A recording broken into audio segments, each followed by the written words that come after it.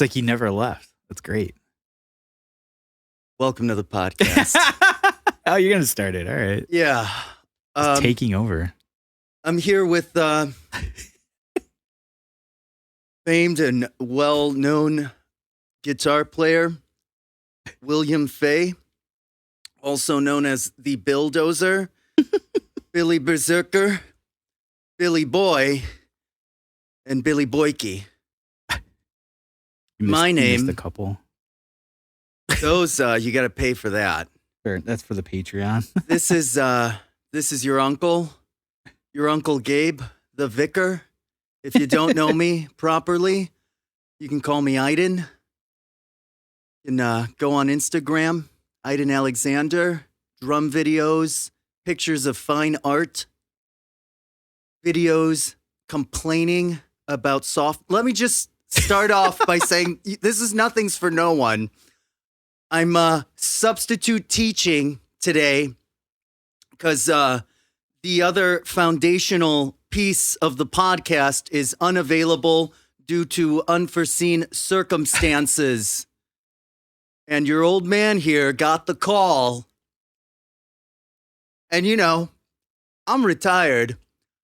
But, you retain the knowledge. So maybe I can't move quite as fast. But I see the angles. So here I am. So what's not going to happen today? So just as a warning, we're not talking about fucking Pokemon and little kid bullshit. All right? It's not today. We're not talking about fucking weed, getting high. Be a lot of upset fans of the show. Yeah, sorry.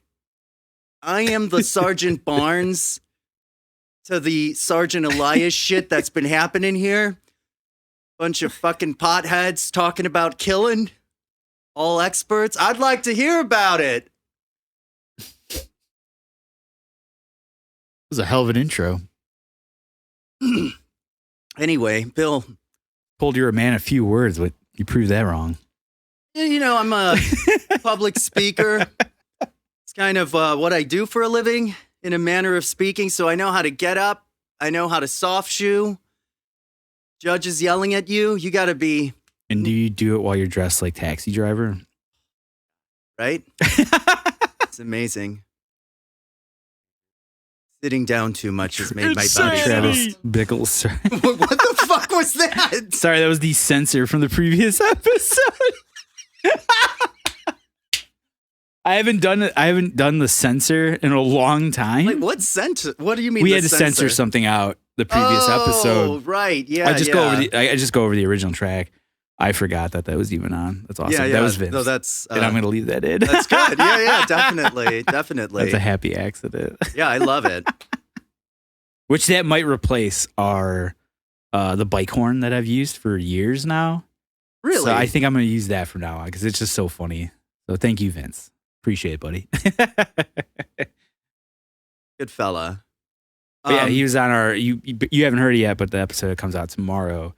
He was on it with Adam, both guys from Thieves, and we did a free for all episode for music. Adam, otherwise known as Sinbad, who's talking quite a bit. Yeah, he called you out, huh? Posting some photos. I feel maybe some of you Judases out there are familiar with the Dark Knight. Not the movies. I'm talking about the animated film where, what's the actor who played RoboCop in the original series? Peter Weller. Peter Weller does the voice of an old and grizzled RoboCop. Oh, cool. Oh, you mean old and grizzled? I mean Batman. Yeah. Cool. And anyway. Great voice. Yeah, great voice. Cool. Like a lot of gravel. Definitely sounds like a chiseled old man that's just like, oh, fuck. Yeah, Yeah. That's chiseled awesome. and grizzled. Grizzled. Yeah. And anyway, there's a fight. Like one of the early antagonists is this like mutant leader. And he's such is life. Such is life. And there's a moment before the fight happens and he's like far away and he screams. He's like, I'm here for you. I'll kill you. Show yourself. All that shit. It's all very powerful. It really gets the. You say dead or alive, you're coming with me. I mean, you wish, Instantly. right? And anyway, whatever. Throw that in there. So, yeah, Adam, my man Adam, fellow drummer. He's a damn good drummer. All around handsome fellow leather daddy, not unlike myself. Yeah, he was at Bricktop. Yeah, you guys cross paths. Yeah, well, kind of. And for all of you listeners out there, Bricktop is a recording studio headed up by Pete and Andy. And if you play heavy music and have an interest in bringing it to its maximum level of clarity and brutality, you will look up Bricktop Studios. Or just keep doing the same lazy recording and mixing you've been doing. Whatever. It's your fucking band. Anyway, so Adam was there because the Thieves Boys are there and they're recording. Mm-hmm. I hope I'm not like telling secrets out of school. Like, oh, they're trying to keep it under wraps. Who cares? You know what's sad is I'm the sober one in this group, and like I can't. I know we talked about it. I don't know if we talked about it on the episode. Oh, right. And I don't know if it's like on the hush hush, but as far as what they're doing, but I mean they are. I think they mentioned they were in the studio. Okay. I think we could say that. That's fine. Fine. We don't have to talk about their like Police Covers record coming out. Yeah, we're not ruining anybody's Christmas, so Yeah. it's fine. Yeah, so they're in the studio around the same time you were. Yeah, exactly. And my man posted a few pictures with the guys in Lavisher, the other band I'm in, the Pretty Boy Rock and Roll band I play in, which I'll talk about a little later. And he said some shit. That's all in good fun, because that's, couple of, red meat eating, pussy slaying drummers.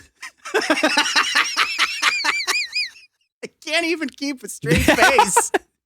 You got to do a deadpan, man. You got to. Yeah, I know. Yeah. Here, hold on. Can we take that back to one? You got to work. Take that work back on to your one. yes and. Here, let me try that again. Don't cut this. I want to pretend that. Oh no, This is like I don't edit. Perfect. I rarely edit. I love it. So anyway, no, it's just he posted some funny things. Hey, I'm here with the guys. Maybe they need a new drummer. Where are you? Why don't you come out? And I was busy being hungover, Fair so enough. I didn't come out. But when I finally arose from the couch and my midnight sleep and slumber, I Shoot went up like the Undertaker. Yeah, Like, basically. you knew he was like talking about. I it. could feel it, yeah. And then There's a disturbance in the force, and you're like, oh no, the drummer's talking shit. well, yeah, exactly. And Eddie is my pallbearer, so he just happened to be like to my right, holding an Even urn. better, yeah. Just screeching, wearing like this white powdery makeup. Yeah. Had a suit on and everything. Oh my God! Everyone, take a shot. We mentioned Eddie Gobo. Yeah. It only took us less than 10 minutes. Nice. 10 minutes. Amazing. Here, well, Bill, I feel like it's your show. Some might say that it is thank my you show. for inviting me. No, thank you for doing it so last minute, which was funny. Well, the thing is, I know I'm cutting you off, and we'll that's get fine. you in Yeah, there. yeah. Eventually I can talk. Yeah. That's okay. We still have to introduce our guests, which we haven't done yet. Oh, well, it's let's just get to it. Please continue. So our returning guest is Kane. Back again. A dog, a few words, but wise in his age. I gave him a booster seat this time. I felt bad. He was sitting kind of low last time. No, but now he's kind of a little more up, terrific. almost eye level. Yeah. Like one more box or something. No, it's good. It's very good, very regal, Right. yet Spartan. Yeah, it's Spartan. Yeah. But yeah, no, the reason why you're here is, we always do it Sundays when we record. I love the And, consistency. I try to be consistent. We kind of dropped off a little bit just because the problem with the show is like I do, what people don't know is like I do everything, like all the recording and the editing and like the video editing, The setting up. Like I do it all. So if I can't do it, the show doesn't happen. Right. Which really sucks because a couple of weeks ago, I had just worked myself crazy, like in a good way. I was just super busy and I had to work on a Sunday. I was like, I can't. Right. We were talking I'm just about this. done. I ended up sleeping in my shop at one point because I was just so busy. Yeah. And I told Jason, I was like, yeah, man, I just can't do it. Like I just cannot record I was like, and he was like, all right. He's like, well, I'll record one with Sam, his girlfriend. I was like, all right, cool. Like he at least knows like where I even am the one that uploads everything, like the videos and the audio. Mm-hmm. The one thing he is somewhat responsible for and has been dropping the ball anyway is just like fixing the titles and descriptions for the videos. Okay. Because even at that point, I was like, fuck, I can't even like, I have so much I got to do that I can't even get to that. Like, right. You know, Yeah, I'm just like, I just got to upload and I got to walk away because I usually do it before I go to work. Right. Because it takes fucking forever. But what was I saying before that? Basically, you've been going on a diatribe. Oh, so yeah, I was going crazy. I was like, oh, he can do an episode. Like, it's not going to be the greatest sounding episode, but he said he could do it. I was like, all right, cool. Didn't do it. And I was like, oh, fuck. And so the following week, I couldn't even do it again because I was burnt out at that point. Like, I was like, I'm so fucking tired. Like, I can't come into this room for 4 hours. Like, yeah. Like, and so I was like, yeah, see if you can do another one with Sam or do one. Like, I didn't know he didn't do one. Yeah. I was like, do another one. He's like, oh, we never did one. He's like, all right, fuck. I was like, can you do one this one? Didn't do it again. I was like, all right, like, I guess we just missed 2 weeks in a row, which we hadn't done for like a really, really long time. We had a really good streak and it finally ended. And so today he was supposed to do it and shot me a text, I think yesterday, saying like he had to help Sam with work and something to do with like a new job. What? Yeah, something to do with a new job tomorrow, Monday. And is she a drummer? No, I don't think she's a musician. I can't remember. I think she mentioned something about playing music back. Anyway. So I was like, fuck. So he was like, can you do it during the week? Which is hard because like the week for me is like, I have so much shit going on that I have a small window to do all this editing. Yeah. And usually it's like maybe like in 30 minutes before bed, I can knock it out or not even knock it out, but at least get started and prepped because that even takes forever just to load all these files. So like, once you start taking days away from me which is why we ended up pushing the show. Like we used to release an episode like the next day because it was just audio. Right. But because of like video and stuff like that, it takes a little bit longer. Because you're putting yourself out there and giving more to the audience. Yeah, just more content. And then like today, actually, this is our first 4-camera. Hopefully if all goes well, we're now using 4 cameras. So pretty sweet. That's great. 4 angles to capture my high cheekbones, granite carved jawline. There. And then we got one for our guest, which is Kane today, one for you, one for me. Make sure you get this. And we switched up. I mean, if people watch it, they could probably tell we switched up the way the cameras are looking, trying something new, see how that goes. But all that stuff takes so much fucking time for me. Just to prep, and then let alone the editing is like a whole nother thing. Yeah. So he was like, well, let's do it during the week. And I was like, fuck. I was like, I don't know if I can. And so I shot out the gate. I was like, maybe I was like, either Monday or Thursday. That's like my only really open nights. Yeah. Like at least right now. And he was like, let's do Thursday. I'm like, fuck. That leaves me no window to do it. So like, maybe I can do it last minute. Who knows? And so originally I was like, well, my Sunday's completely open now because I just do this on Sundays. Yeah. And a buddy of mine hit me up. I was like, hey, you want to go out to dinner? I was like, oh, fuck yeah. I was like, and it was actually my friend Nick, who's been on the show, who actually has co-hosted with me before when Jason wasn't around. So I was like, oh, maybe I can get him. Oh, right. Yeah. Like, we'll just do a quick episode. He'll co-host and we'll go to dinner. And it'll be fun, which we've done before. And he was like, fuck, dude, I forgot. He's like, he does Frisbee. Like, he started a league back up again. Okay. And so he was like, I can't do it tonight. I was like, oh, shit. I was like, all right. I was like, well, I still want to go out to dinner. I haven't seen him in forever. So I was like, let's go. I was like, one of these nights. And I was like, well, when the fuck can we go? I was like, I just booked Thursday for this. I was like, you know what? Fuck that. I was like, I'll just go out to dinner with him. I was like, maybe we won't do an episode. But I was like, fuck, I don't want us to not do an episode. Yeah. And today I'm looking too at online. This is the best part about having my partner being a millennial that he is. And, social media is very important to him. And so I just went on Facebook and he's at the beach with his girlfriend. I was like, what? Oh, wow. You guys, unless you're working on a resume on the beach, maybe they are. I don't know. You could take that stuff anywhere, I guess. But I was just like, what the fuck, dude? Like, oh, all right. Like, you couldn't just like reschedule some shit. Like, I've done that plenty of times for this. Like, so I was just like, okay, well, fuck that. Let's just do an episode. I don't want to have to do it during the week. I'll go out to dinner with my friend Thursday. And then luckily you were available. So I was like, well, you're close. You're in the area. So like, well, not anymore. But also I don't live in the area anymore. I live like close to Portage Park now. That's where you're going to move to? No, that's the area that I live in now. Yeah, okay. And I'm moving to the Avondale neighborhood. Oh, cool. Okay. Yeah. I'll be over there by my favorite breakfast restaurant. You're still closer than I think anybody I know that could do the show. Well, also, I don't really have friends. I know people. I don't make plans. Like, figure it's a Sunday. Yeah, Can't like, let's go to the outdoor thing. I mean, everything's open now in Chicago. Yeah, I know, but what am I gonna do? Like, talk about a bunch of bullshit with some fucking bird hunting, man? I don't know. It's called birding. Birding. What's the more technical term? Ornithology? Ornithology. Okay. Nice. Of course you know that. Oh my God. I think there's some jazz standard called that. Really? I know there's one called Lullaby of Birdland. That's incredible. How's that not your ringtone? I know, right? My ringtone. Well, I'm not going to talk about what it is, but I don't know if I know what it is. So going back to well, anyway, are you done beating up on Jason, or do you have a few other things you want to say? No, I think I got it all out. You sure? Sure? So, yeah, I was like, oh, it must be nice, Like, he gets it good, though. Like, oh, yeah, and also monetarily, I take care of this show in every way. And so, like, I was like, man, like, he's got it pretty good. He gets to show up whenever.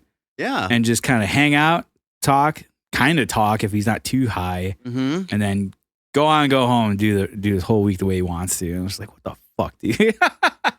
Which is why I've talked about it on the show before about the idea of doing another podcast. Mm-hmm. And or just you were telling me before we went on mic how this is kind of a pilot test run of me taking over his spot, as I recall. I'll just keep swapping out guests. I got plenty of friends, but no. I've talked about before on the show the idea, because the other thing that I like, probably more than music, to be honest, is like movies and stuff like that. Like, I love movies. Yeah. I grew up watching movies all the time. Sure. I had a dad that would just like rent a movie every other day from like the local shop and whatnot, like before Blockbuster. It was the best. It was awesome. Yeah. And my dad was an idiot, and he just would grab whatever. Like, he didn't care. He was just like, whatever. This is in. This is new. Okay. Because we're watching Near Dark tonight. Dude, I've seen so many fucking weird movies, like especially from like the 80s and 90s. But I was gonna hit you up about it during the week, and I was just trying to think more about who else I can get on the show. Format wise, I still haven't figured it out. Like, it's something we're going to have to discuss at some point. Not really on here that much in great detail, but the idea being watching movies through the lens of like today, the way like almost like PC kind of like.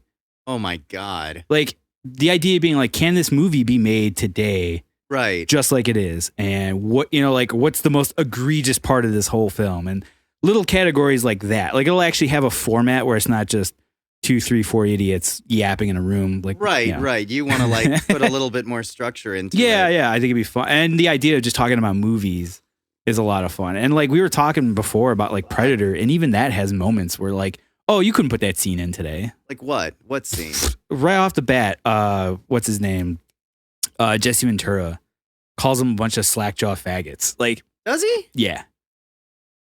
It's like, can't do that. They're gonna have to take that one out, edit that part out. Trying to think what else. I'm sure there's other moments throughout that, because it's a product of like the 80s, like where that idea of like, oh, we got to be careful about. Yeah. No, I mean, there's always new taboos, and it's always happened. And you don't have to like beat up on it now so much. I mean, obviously, if you see something that was written 25, 35, 100 years ago, you can recognize that. So the reason I'm engaging in this ridiculous and farcical premise is because like about a year and a half ago or 2 years ago, I was like fucking around with this bird. And what fucking movie was I watching? I was watching some classic fucking movie. I think I was watching The Magnificent Seven with Yul Brynner and Charles Bronson and a whole host of other people who I can't recall. Mm-hmm. And this tart came in, and this wasn't whatever. I won't be too vulgar, but she walked in and I said, "Oh, I'm watching this. It's incredible." Or I just saw this, and she's like, "Oh, that movie's racist." I'm like, "What the fuck are you talking about?" So what I'm getting, like, there's like very easy now for people, and I hear it all the time. I mean, I listen to the Rewatchables, and sometimes they fall in that trap. They touch on a little bit, but they tend to just be like, whatever, we're not going to go down. Yeah, they try to stay away from it, but sometimes they fall into that trap. And I've had it happen where I'm in casual conversation with people, and like I once referred to someone, I was like, yeah, that guy's a real bitch. And the person I was talking to was like, I don't like that word. It's like, what do you mean? We've been saying fuck for like 20 minutes. And they said, well, that's like, there's like a female connotation. I'm like, I'm not taking a shot at all women. I'm just taking a shot at this guy. But couldn't you take it one step further and be like, that's more of a slight on dogs? Like female dogs than actual female just humans. Getting comfortable here. The king doesn't mind. He can still talk to the mic. Yeah. He knows a thing or two about bitches. I'm glad he's here. Yes. I'm not engaging in this. Come on. We brought him here for a reason. That's fine. I want to talk. We can talk about drumming, practice habits, fine art. Movies can be fine art. Yes, movies. Oh my God. Yeah. This like new agey. I mean, it permeates everything. I get the premise. It's just exhausting to me because I have some antiquated sayings and mannerisms, and I sometimes get called out for it by some fucking loser who has no real ambition or discipline in their life, criticizing me, judging who I am. And it's like, what the fuck do you do to make the world a better place? You correct people's grammar? I'm an immigration lawyer. I don't give a fuck what you think about me. I don't care if I sometimes like resort to traditional gender norms or call ladies dames and birds and hold doors open. If you can't recognize the difference between like outright misogyny and just like playful flirting, you're a fucking moron and you need to grow up and put on a fucking helmet. The world is not the jungle. Read more fucking books.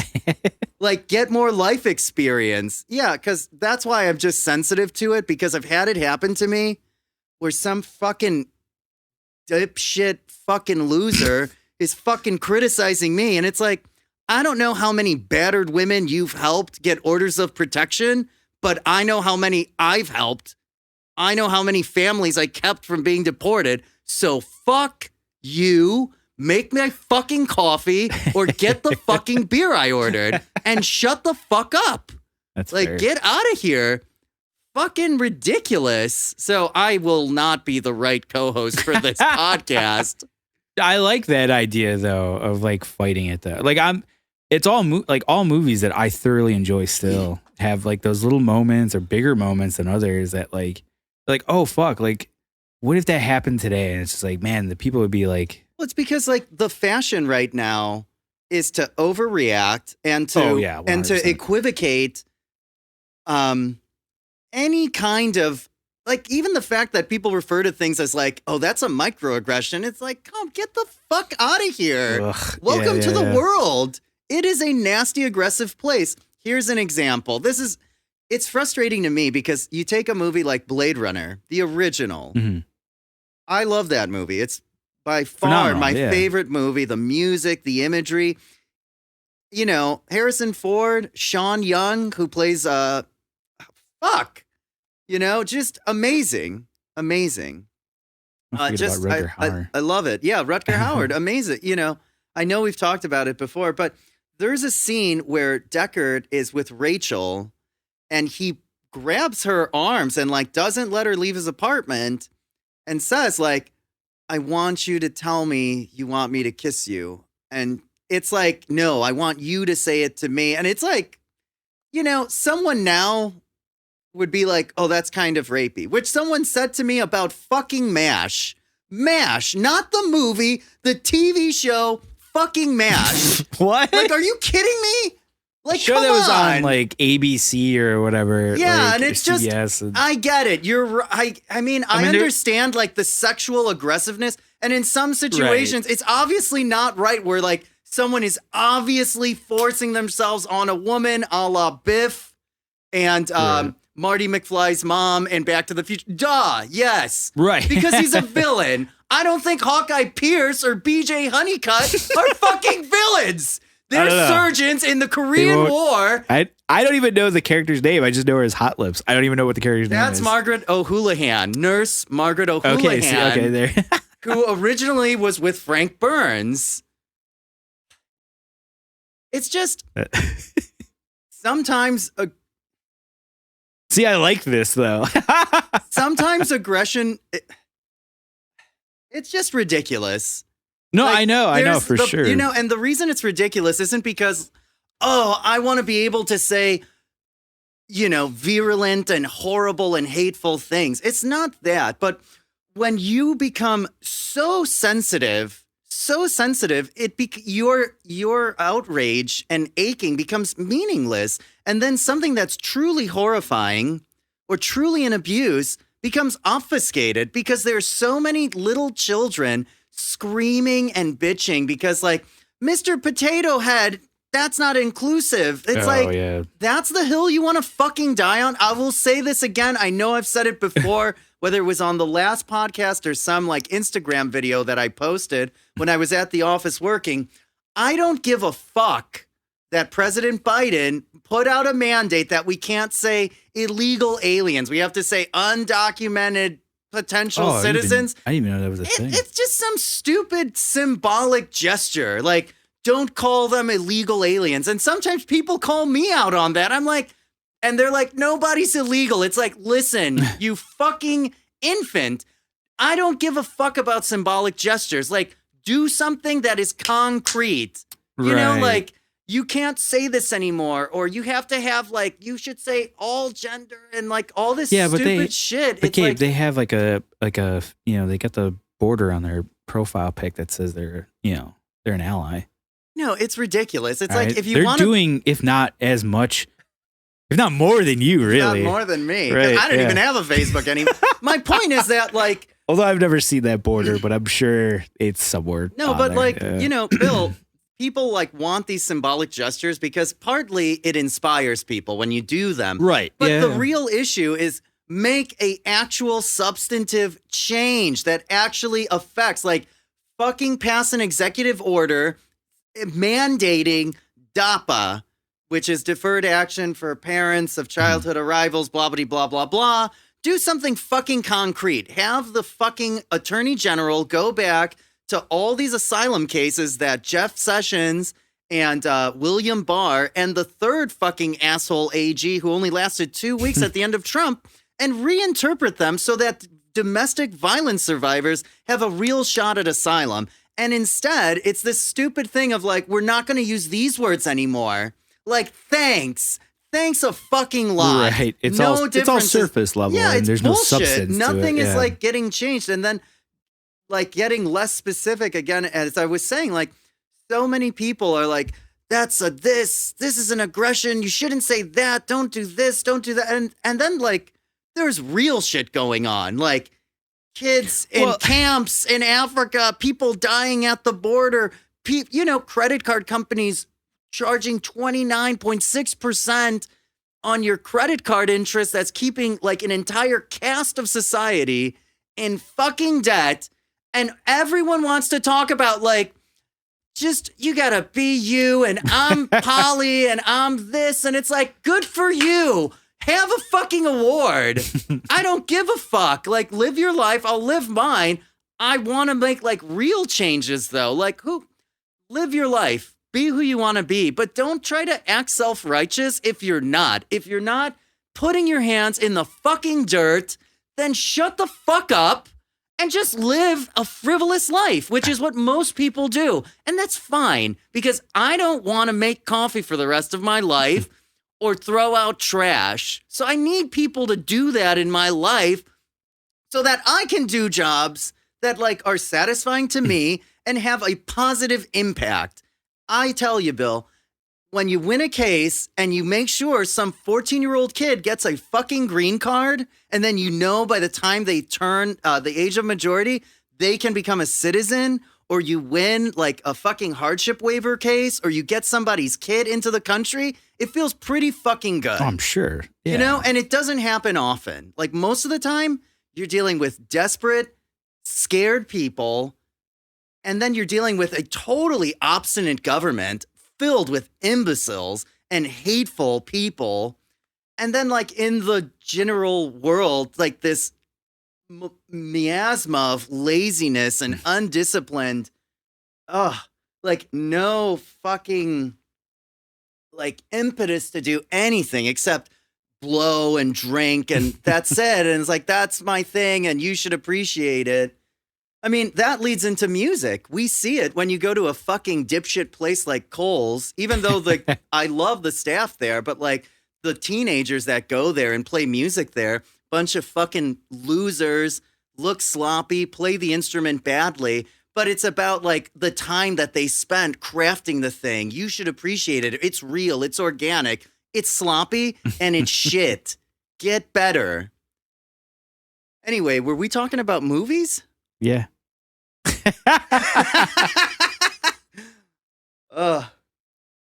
Sure you don't want to do that show? Oh, fuck. In no means would I want to feel like we should start over. No. But with that show, by no means would I want to like say that movies shouldn't exist. Like, yeah, all movies that have ever been made so far, go ahead, let them go. All movies like, matter is what Bill is saying. Yeah, but like, it's just weird because like, you know, like that idea of, I mean, they're all time capsules, really. You know? Yeah, no, exactly. It's a product of the time. Exactly. And there's always going to be where, you know, eventually, oh yeah, we don't do or say this certain thing. Yeah. So it's no longer in movies. And like, that's fine, you know. But this idea of retroactively going back, like the biggest one being, was it Gone with the Wind? Ended up getting taken down from like a live streaming service. I know, that's ridiculous. And it was so weird. Childish. And I've never actually seen the movie. Like, I know it's a classic, but I've never seen it. Film. I'm sure it is. Yeah, I know it's a huge film. You know, and it's just weird that like people like. There's so many other films out there. Like, don't worry about that one. I mean, and was it really like that? Is it like ruining somebody's day still that it gets played on like a streaming site that you have the option to go and watch, and if you don't want to watch it, you just don't watch it. Like, yeah, exactly. I mean, it's so bizarre.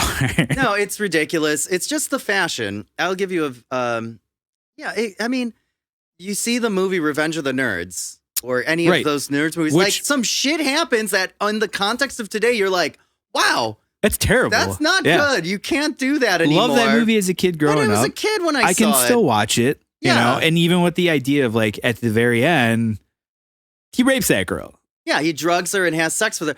Which is insane, right? No one is condoning that. Right. But when you see the movie, and if you're like getting so pissed about it, then go back to like medieval times and be angry at like classical musicians who didn't perform for people of color, or like, I don't, it's like pick a target that matters. Back like, and back. Yeah, I remember I was talking to that fucking idiot girl who called, what was it? Magnificent Seven, a racist movie. And I was, how is that? I mean, I'm sure there's certain, it was made in that time, like 60s. Certain terms were probably like used that. Certain terms were used, not a lot of black people, not a lot, you know, it wasn't inclusive, but it just, you didn't do that at the time. Yeah, exactly. And it's just like, it wasn't okay. No one's saying it's okay, but the movie isn't about like, here's this, you know, the movie's about, it's an adventure story. Right. The statement isn't to be racist. It's just, yeah, exactly. It's not like, so it's just being so like, and I wouldn't even call it being sensitive, because to be sensitive means you can be empathetic, sympathetic, you know, thoughtful. I think it's more about being like insecure and wanting to self-aggrandize. Because if you have some kind of bullshit cause, like this movie is offensive, you know, you got to stop. Oh, we got to change the adventures of Tom Sawyer and Huckleberry Finn because they use that That's racial... another one. Yeah, even and like, further back. I'm not saying it's crazy. good. I'm not saying it's okay. Like when you say the name, which I'm not going to say here. Yeah, you don't have to. But if you haven't read the book, read it. Be a fucking, some are all of them actualized adult. censored now, or I don't know if all of them are censored, but I know they're censoring it. Yeah, and the ones in schools. Yeah, and you shouldn't do that. You shouldn't hide it. You should address what it is in a mature way. right. Because if you hide it, you make it taboo. And it's absolutely ridiculous. Well, it doesn't open up the discussion. Like, you should have a discussion about those things. Yeah, and it's not like a discussion where, like, the other side is like, why can't we just use that word? It's like in a historical context. You have the discussion. There's definitely that one kid that's like, wait a minute, why can't we use it? It's like, no. Yeah. I'm not trying to intimate that there's this like, oh, both sides are right, because they're not. Both sides are not right. And whenever some asshole, and I've heard it on this podcast, some fucking blunt instrument, like posing as an intellectual says like, well, both sides have their problems. It's because they don't know. They don't want to address the issues. And it kind of minimizes the sins of the other side. That's all it is. It's just a tactic. It's like a bullshit, like talking head tactic or political tactic to diminish what you do. It's a way to tap out, to just be like, I don't want to have this discussion. And that's, I'm okay with that more so that somebody goes to like a more extreme length on one side or the other, like just so many things are just black and white and there's no gray, there's no, and the world, it keeps that division is just like, again, and it's really weird. We are talking about the same thing, frankly, where you're saying everything is becoming black and white. There's no more room for interpretation, is the same thing as I'm saying, where people are reacting and overreacting to everything and treating everything like a grievous sin. You have to have that end all be all reaction. Yeah. And those goalposts are constantly moving. Right. It's a rough game to play. Like, it's just, I don't understand how people can do that. That seems draining. It's just something. It's like religion. Mm-hmm. Religion is just, religion can give a moral code to someone who doesn't have one. That's all it is. It's like, here's a moral code. If you don't have your own, use this one. And then some of those people become zealots. And then some of those people, like myself, who grew up in a Catholic household, incorporate it into their life. But I'm not going to church on Sunday. Right. I also don't disrespect the church. Like, when I walk into one, I take off my hat. I take a knee, I cross myself. Do I believe in God? No, but I'm culturally Catholic, So I took those lessons and then I incorporated them with other lessons I've learned through my life and academic journeys. That's the moral impaired. And then you become this, what I would hope I present as a well-rounded, albeit prickly individual. But like you're saying, like everything becomes black and white. So then you can't really distinguish any kind of level of true villainy or true goodness. I was talking with this artist I know, this lovely young woman who's married to my partner at the firm, who she's a proper artist. That's like how she got to the United States. Her artist credentials were that good, Nice. And, she has a lot of frustration about the art scene in Chicago because there's this kind of, like what I was bitching about earlier, this kind of general malaise, this strain of laziness and undisciplined schlock that people present, where I've become where they expect you to, like, it looks like a child did the painting. Oh, yeah. And it's like, you should appreciate this. It's like, no, fuck you. Get better at it.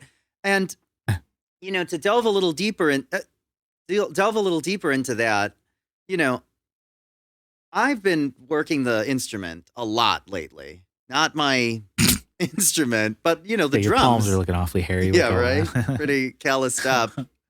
And I had this really wonderful moment in the last few weeks where I always have the same routine when I start playing the drums. I like sit down, turn the snares off. I do 8th notes, 16th notes, doubles, singles, all different kind of patterns to warm up my hands, joints, feet, without the metronome, all different kind of independence exercises. And slowly I started to, discover that my left hand, left foot, overall independence, strength, power, control, velocity was all getting better.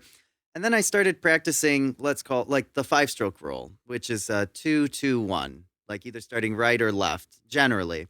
And the two hits, the taps, they're taps on the drum, like tap, tap, tap, tap. And then the 5th note is forte, tap, tap, tap, tap, pop. And I was just practicing it, not really thinking about it. I mean, it just intentionally like taps, pop, taps, pop. And then I was experimenting with playing a bluesy rhythm. I was like, fuck it. Let me see if I can play a shuffle and pretend I'm in ZZ Top. And to my surprise, I had never practiced playing the shuffle beat, but I was doing it. Nice. And I wasn't like killing it, but it sounded good. Mm. And I presented it a couple of times to my cousin who I play jazz and funk with from time to time. And to Eddie, take another shot. That's your second Eddie Gobo reference. I started playing it for Eddie, very basic, and he his face dropped, like when it's a tasty riff, it's got some, beefy, and he started fucking playing the 6-string, and it was just like, that's going to be the basis of the next Something Is Waiting record. I think it's going to be more bluesy. But what I'm getting at is there was very focused technical practice, and it had a creative output and result. And in so many things, I mostly see it in music, but hearing Sue talk about it in the world of visual art and sculpture, where she was echoing the same frustration that I have, and it's ridiculous. And it all goes back to, you latch onto this fucking bullshit identity, like, I guess I'll play an instrument, but then I won't actually practice it. I'll just practice my songs, and I won't push the limits of my ability. Because I'm content being the same musician I was a year ago, which is like pointless. I mean, it's fun. I love playing music. This is all like new things for me, but I've always been pushing myself. And now I'm like doing it with so much more specificity. So, of course, I've become a zealot where when I see other people not doing it, I lose my mind and I'm like frustrated endlessly by it. But it's like this pattern. And that's why my friendship group is so fucking small. I know like a fuck ton of people from living here my whole life and traveling all over the place, playing in tons of bands, tons of shows. But like the people I want to associate with semi-regularly, I don't know, like 3 to 5 people max. Yeah, that's fine. That's normal. Yeah. Because like the vast majority is just like, what are we going to talk about? Some bullshit?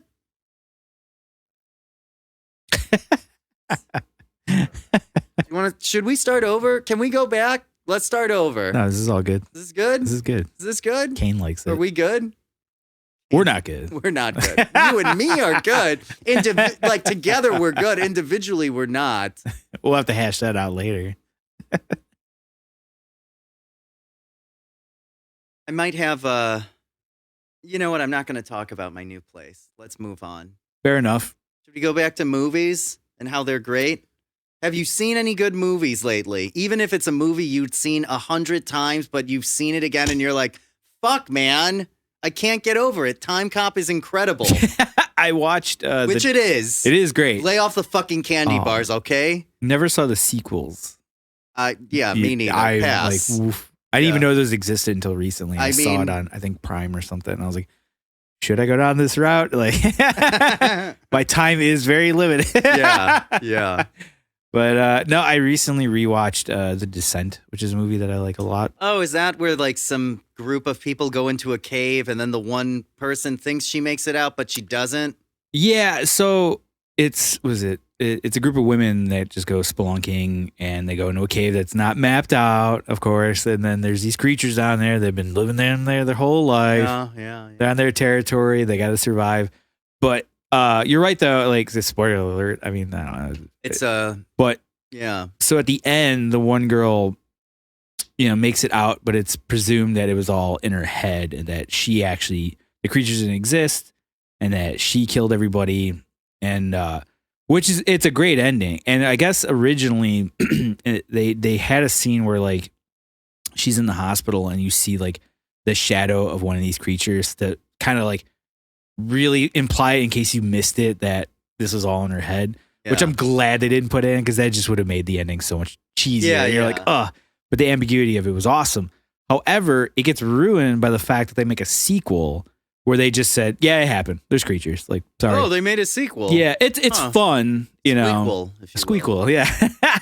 Which I've seen, and like it's fun. I mean, it's nice to revisit that again, but the first one is like awesome for what it is. Like, it's a pretty low budget horror film, which I saw with an old friend of mine a long time ago, because we both like going to movies and like seeing like horror movies specifically.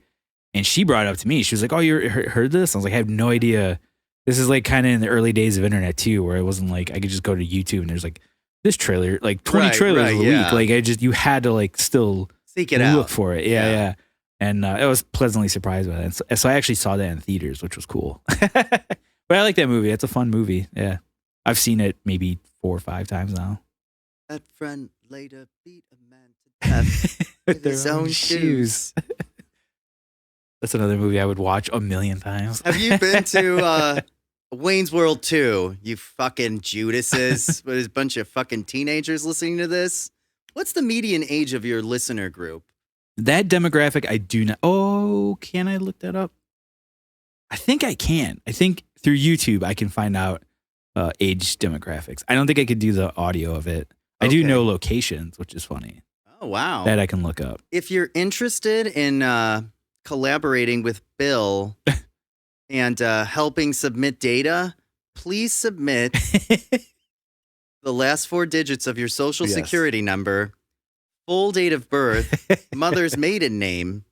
You gotta do it like the old message boards where it's like age, sex, location. Yeah. Yes, please. Yes, please. The last movie I saw was Cruella. Really?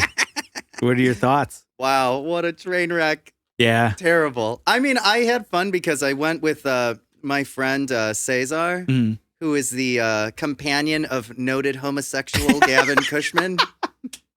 Ah, yes. Reputed and well-known homosexual Gavin Cushman III.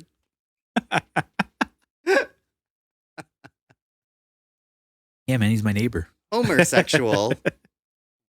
Anyway, so we wanted, like, he invited me out, and I was like, let's definitely hang out, but no wives. I just want to have an independent friendship with you. Yeah, that's why Gavin didn't come. Plus, you've probably seen enough of him having recorded. And fuck, my God. Working up to the recording. Jesus Christ. Needed a break, right? Your fucking work wife. Work husband. Work husband, yeah. Work husband. For all you listeners out there, that's our secret bingo square where Bill and I surreptitiously reference a Something Is Waiting song. Fuck, that's a good idea. So take bingo a drink. Cards. I like bingo that. cards, yeah. You should do that. That's actually not a bad idea. At the end of the episode, we should be writing these down so that at the end of the episode, I can put it at the beginning. Sure. Like, here you go. Yeah. Fuck. Yeah, that's a good idea. That's We've already missed a couple I could think of that we probably should have wrote down that I'm not going to remember. Yeah. Like what? The Eddie Gogo one's a good one. That's obvious. Something Is Waiting reference. Losing track of the subject. Losing track of the subject. Like, that's always good. We've done that Taking shots at Jason. Yeah. Nah, we can't do that because everyone's going to get drunk. They're not going to remember the episode. Yeah. Oh, my God. Yeah, take a shot whenever these things happen. Right.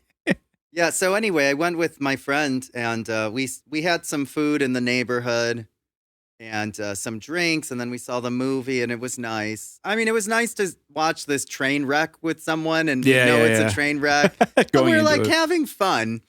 And I think I told the story of like, I'm in the theater, the first movie since the pandemic, and of course, like somebody's beep, beep. Did I tell this story? No, I haven't even heard this. Oh, you haven't heard it? My God. So I hate everything about it right now. It's amazing. Go on. So we go to the movies, we sit down. It's my friend and I, and we start watching the movie. And it's not Chaucer or anything. It's just it's like a kid's movie, or for like, it's not for a 38-year-old man. It's for a girl who's like 12 to 14 years old. And that's fine.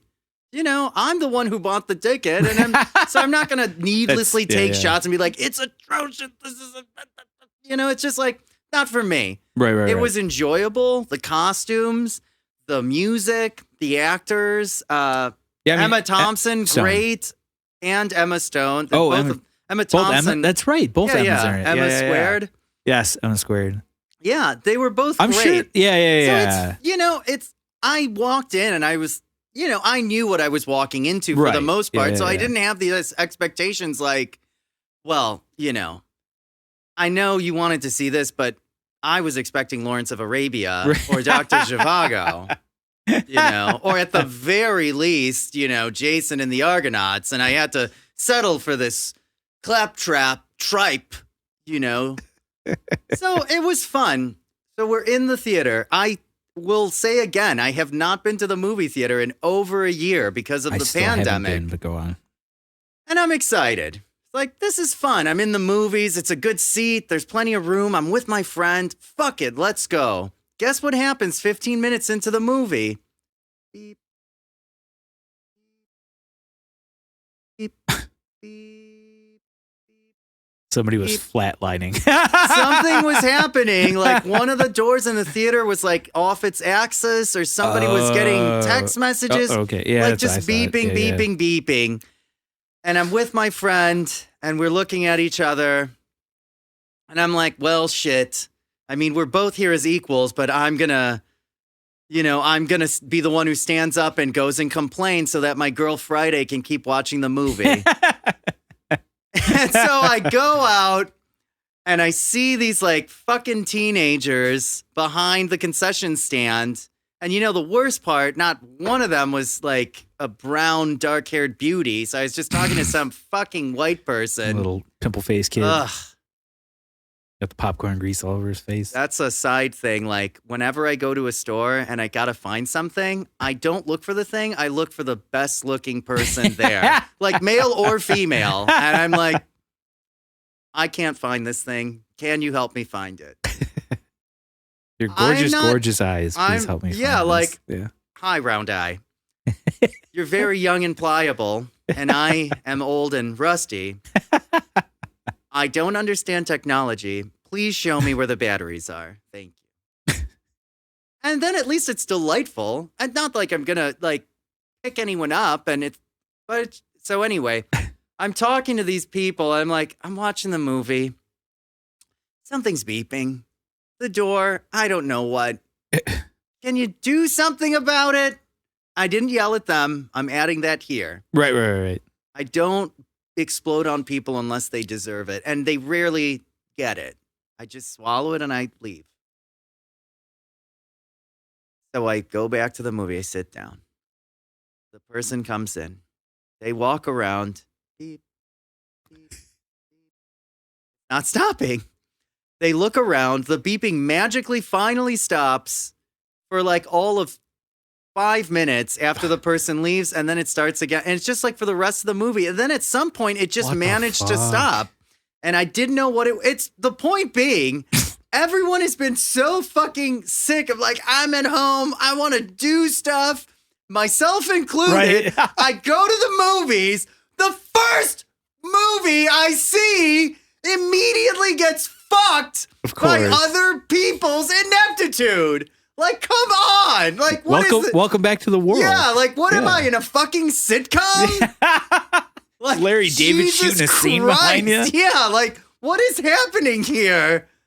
I felt like the freeze frame was gonna happen, like, well, I guess that's just show business. Look at the camera, yeah, like, what the fuck, man? Unbelievable. It's like the guy who's like, it's just like the ridiculous example, like, you're born under a shit star, that's all. Here we go again. Right. That's so insane. Like, of course, Yeah. It's like I go to the restaurant for the first time and I order the steak and they bring me the fish. Right. Like, come on. I've been waiting for this for so long. I generally have great experiences out in the world, but it was just so ridiculous. Like, come on. I'm not even like timing, Yeah, I'm not even at like some shitty movie theater where I'm gonna expect some fucking jackass to be texting someone and then get mad at me when I'm like, hey, you want to put that away? They're like, no. Like, just go home. Yeah, get the fuck out of here. Get the fuck out of here, asshole. Whatever. Yeah, it's funny looking back. One, I almost bought like one of those like subscriptions to a movie theater. Like you know, it's like $20 and you can see as many movies as you want. Yeah. I was like, you know what? I was like, every Tuesday night I have free, I think it was, or whatever night I would have free where I didn't have practice. I was like, you know what? Like, fuck this. Like, I love movies. I love going to the movies, but I hate it like going by myself. Like, I like to go with a friend or friends, you know? And, yeah. But then I like finally got to a point where it's like, well, I'm 35 at that point. Now I'm 36. But like, I was like, you know what? Fuck this. I'm an adult. Like, I'll just go to the movie by myself. Like, who gives a shit? Like, I just want to be in a movie theater, you know? And of course, COVID happened. Yeah. But then even before that, I had a string of moments like that where I was like, why the fuck do I go to movies anymore? Like, this sucks. Like, somebody's fucking it up. Somebody's yapping the cell phone. It's just like, fuck, this sucks. This experience sucks. Or like the standing ovation that people give at the end of movies. Like, if so bizarre. If it's a legitimately good movie, I get it. But I saw fucking the Joker movie with Joaquin Phoenix, which would have been better. Have you watched it like ever again? No. It was great. I'm not the only. Sorry, that's a whole nother thing to go down. But no, that's anyway, fine. The only parts of the movie that don't work are when they inject the Batman Joker stuff. That movie should have been called anything else, A Day in the Life, and it should have just been about a man who loses his fucking mind, and it would be the best movie of the last 50 years. Taxi Driver. Yeah, exactly. That's all it was. That's all it needed to be, but they had to like, no, we got to put some sugar on this because it's too much because there's children everywhere. And I saw the movie at the Music Box. It was a packed house. And then, of course, some fucking soft-hearted, weak-bellied, white piece of shit, loser asshole with no struggle in his life who was born in fucking Glenview. Yeah, fuck Glenview, Batavia, and all the rest of the suburbs. Yeah. You fucking flatfoots, two-horse towns, whatever. I'm sure they're fine places. I've done a lot of work there. I was just in Arlington Heights today. It's a fine village. Did you go to Guitar Center? No, I didn't. I took my mom to a furniture shop because she's lame. Yeah. I'm a real son of a bitch. Trying to buy furniture for my mom. Ugh. Anyway, could have got a new drum kit, but go on. I know. We'll get there. Anyway, you know, it's just so ridiculous. Like, this guy stands up like, oh, you said it. Mental health. Wait, in the middle of it? At the end of the movie. At the end of it. And it was just like, and then all these people, it's just ridiculous. Like, it's a comic book movie. Look, I love comic book movies. Well, I love all the Marvel movies. I've seen them all. I've seen Loki. I've seen all the shows. Ooh, we could talk about Loki. I've got tons of comic books. I love all that shit. But I don't delude myself into thinking, this is fine art. You know, like, if you want to get that way when you see, like, you know, some, like, what was that opera I saw last season that I actually left early because I was so bored. I didn't like it. It was the Barber of Seville. Okay.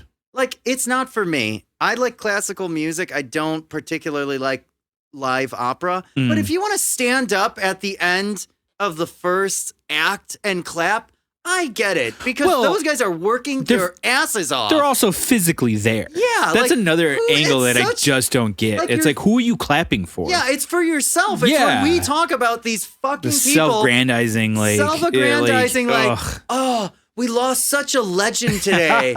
He was a hero. He was such a big influence. It's like, what do you mean? You're not an actor. You don't write anything. You don't do any kind of art that I'm aware of. Right. You're just a rote consumer. You're just a dude. Yeah, you know, you're like, just what the fuck? And it's okay. You can love the movies and the music, but don't talk about Prince like he's Jesus fucking Christ. Mm-hmm. He was an amazing musician. He produced revelatory music, fucked and sucked and did drugs and loved his life. Good for him. Whatever. Yeah, hell yeah. But like the way people talk about it, like raising this person to this like such a high level, like my God, and Beyonce, she's amazing. Like she's an artist. It's like, yeah, with like 25 producers, she's a performer. Does she have an amazing voice?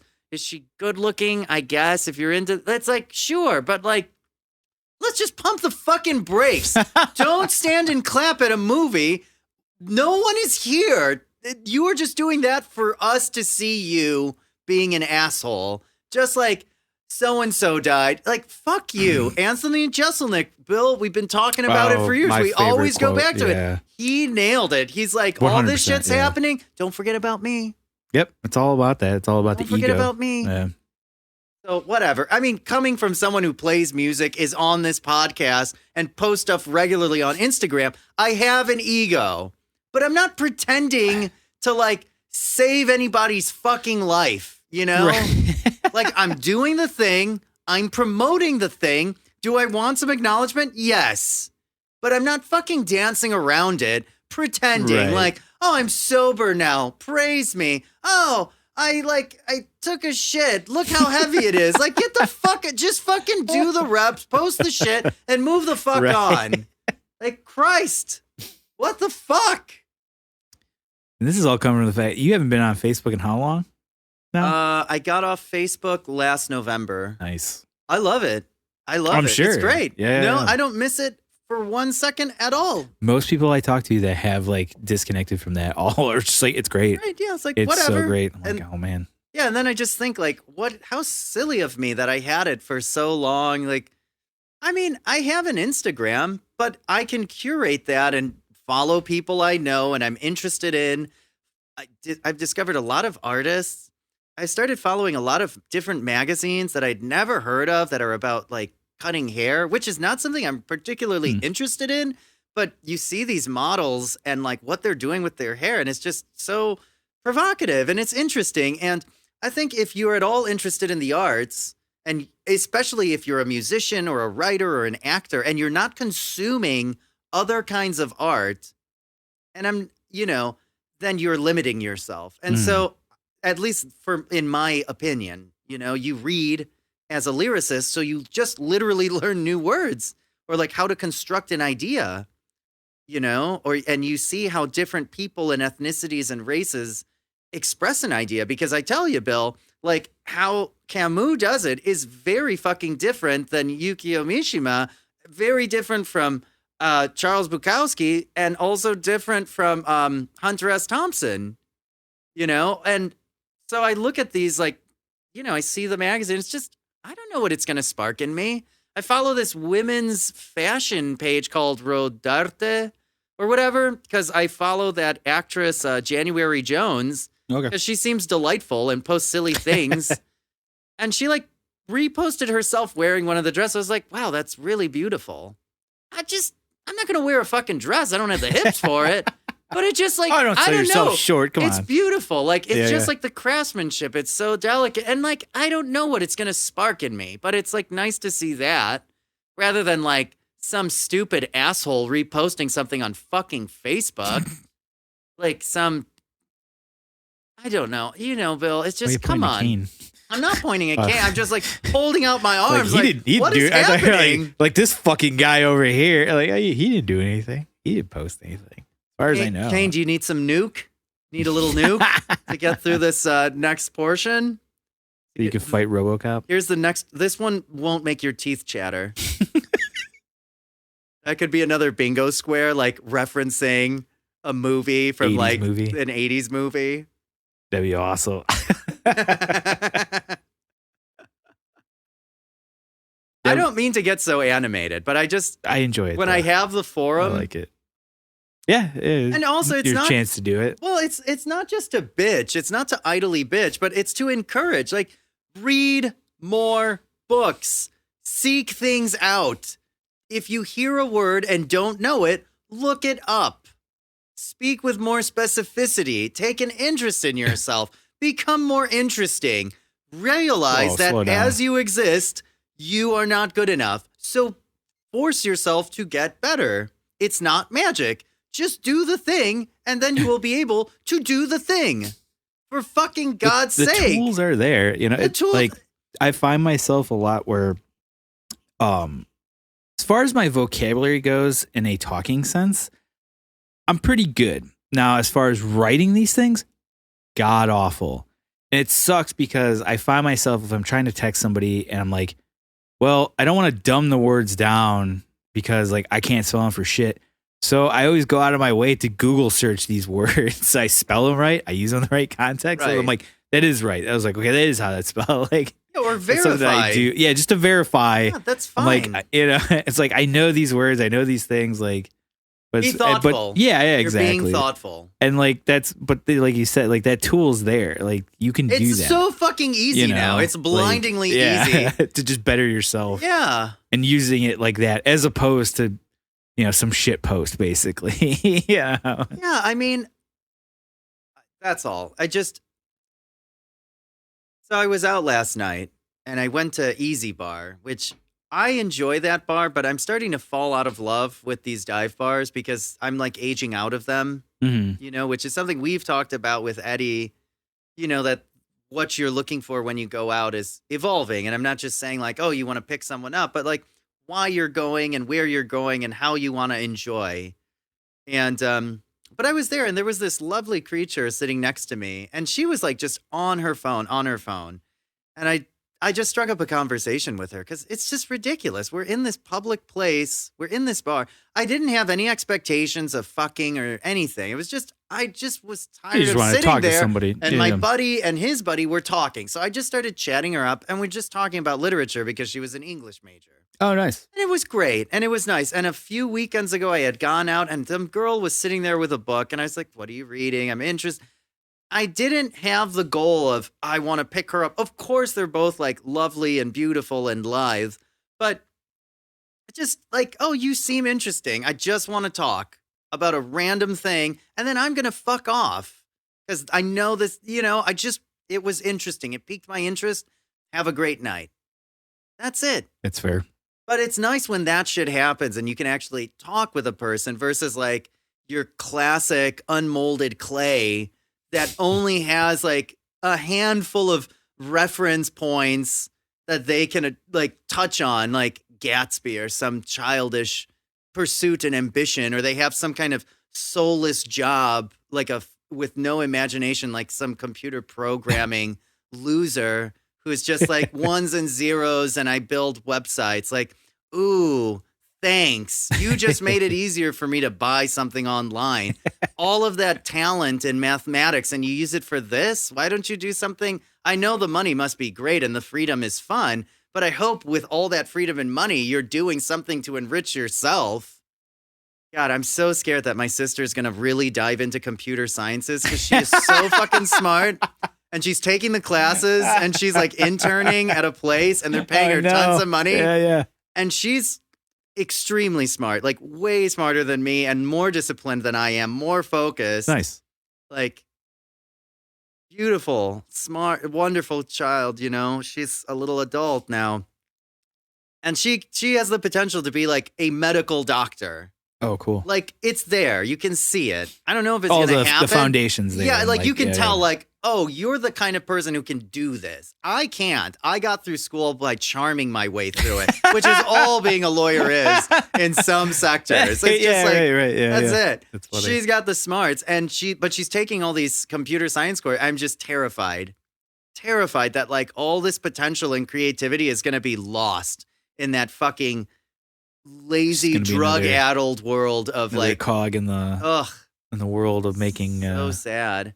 Yeah, make your life easier to purchase stuff. Yeah. So Bill, I'm usually pretty like what's up? Negative and aggressive on these podcasts. The few times I've been on, like never. I don't know how many times. I'm always surprised you ask me back. Do people ever do other guests or people in your life ever say stuff like, Jesus, Gabe is going too far, or like, fuck him? What the fuck does he know?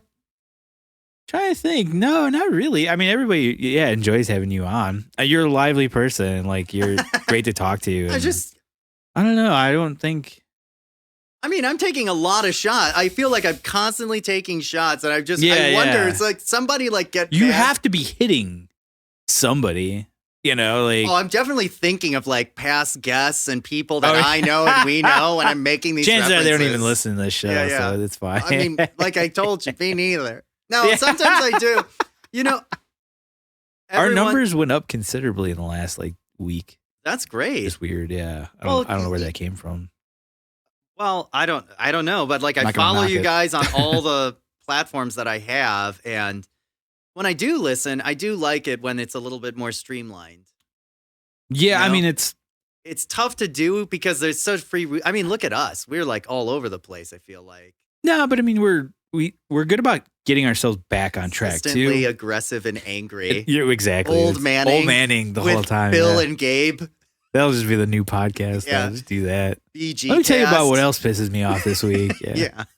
But it's also easier because we're sober right now. Yeah. I mean, my That's dream is to do this podcast with like some good scotch and a cigarette. Fair enough. Yeah. One day we'll have to figure that out. I'll have to we have the air purifier thing going. Maybe we can get that thing going really well. Who's going to give a shit? Everybody, like, I don't personally like it, but like it doesn't bother me that much. But I know a lot of other people, specifically in this room, don't like it because we used to smoke in the old really? spot and eventually took a vote and everybody's like, can we stop doing that? And I think almost nobody really smoked except for like, 2 people. Okay, yeah. So it was like, fuck it, it's not a big deal. That and like, I don't know. I personally don't like it just because like the equipment's in here and stuff like that. And yeah, it can all that damage grill it. cloths. Nah, it's not only just damage it, but just like it smells like it, after like a little bit. And like, it's kind of a bummer. Well, going back, you know, Old Manning with Bill and Gabe, the cast, you were Gladly saying. do that. Yeah, no, that's why I like doing, like, I wish, like, I like it when, here we go, another reference to Eddie Gobo when he's on the show, because he always wants to do early shows. Bing, bing, bing, bing, bing, bing, bing, bing, bing. I'm all for it. Yeah, I love it, because then Jason doesn't smoke himself into fucking pure stupidity. Jesus Christ, that's like And another bingo Another square. bingo, like, 2 for 2 on that. 2 for 2. And dude, even watch the last episode. I think it's like 5 minutes in. This is one of the perks of me being the one that edits the videos is like we're talking and Jason like just like I said, it's like 5 or 6 minutes in. He is just like, I don't know what's going on anymore. I was like, yeah, Jesus Christ, you're fucking high as shit. Look at you. And of course, like we have the camera, so like I just edit it so you see him gone, just gone. Like eyes like. I mean, that's also a little surprising because the last time I was on, like barely a month ago, he was like on it and aggressive and lively. Yeah, he was great. I don't think he even smoked at all. Yeah. Which I like that. I mean, like, I'm not saying don't smoke weed or whatever. Yeah, time and a place. Like I enjoy it more when he is more sober. Yeah. Like he's way more focused and stuff like that. And like, but yeah, there's so many times in episodes where like he just starts going down this path. I'm like, all right, I guess I'll have to do that. Or like I'm in the middle of talking about something and then he'll just like derail it. I'm like, all right, like, sure. All right, let's go with that. Yeah. Yeah. It bums me out so much. I'm like, oh, fuck. But then we get the episodes where we do it early enough. Yeah. And he doesn't smoke. And it's awesome. It goes so much smoother, Well, unlike this. Yeah. I took some shit before I walked in here. So you've got me for anywhere from 5 minutes to 30 seconds because I'm going to end up on Mars pretty shortly. I'm seeing colors that don't even exist yet. Got that rubber tubing I asked for? I brought my tools. I brought my equipment. There's a couple of spoons over there if you need them. But Got my chemistry set. oh yeah, I don't do drugs. I just drink. fucking square. Yeah, I'm a square man. Square jawed devil. Really turned that one. That was good. That's clever. Yeah. So you mentioned Loki. You watched that?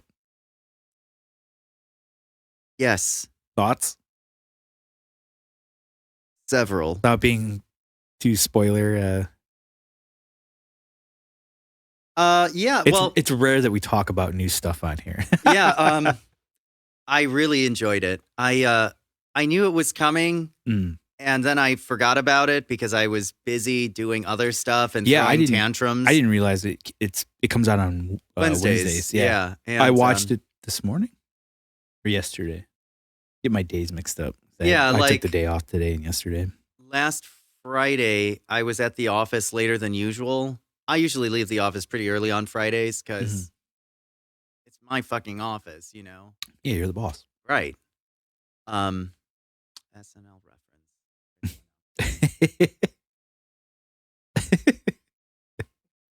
That was Andy Samberg and Seth Rogen. Not Seth Rogen. Wait, which is the funny guy who's laughs like that?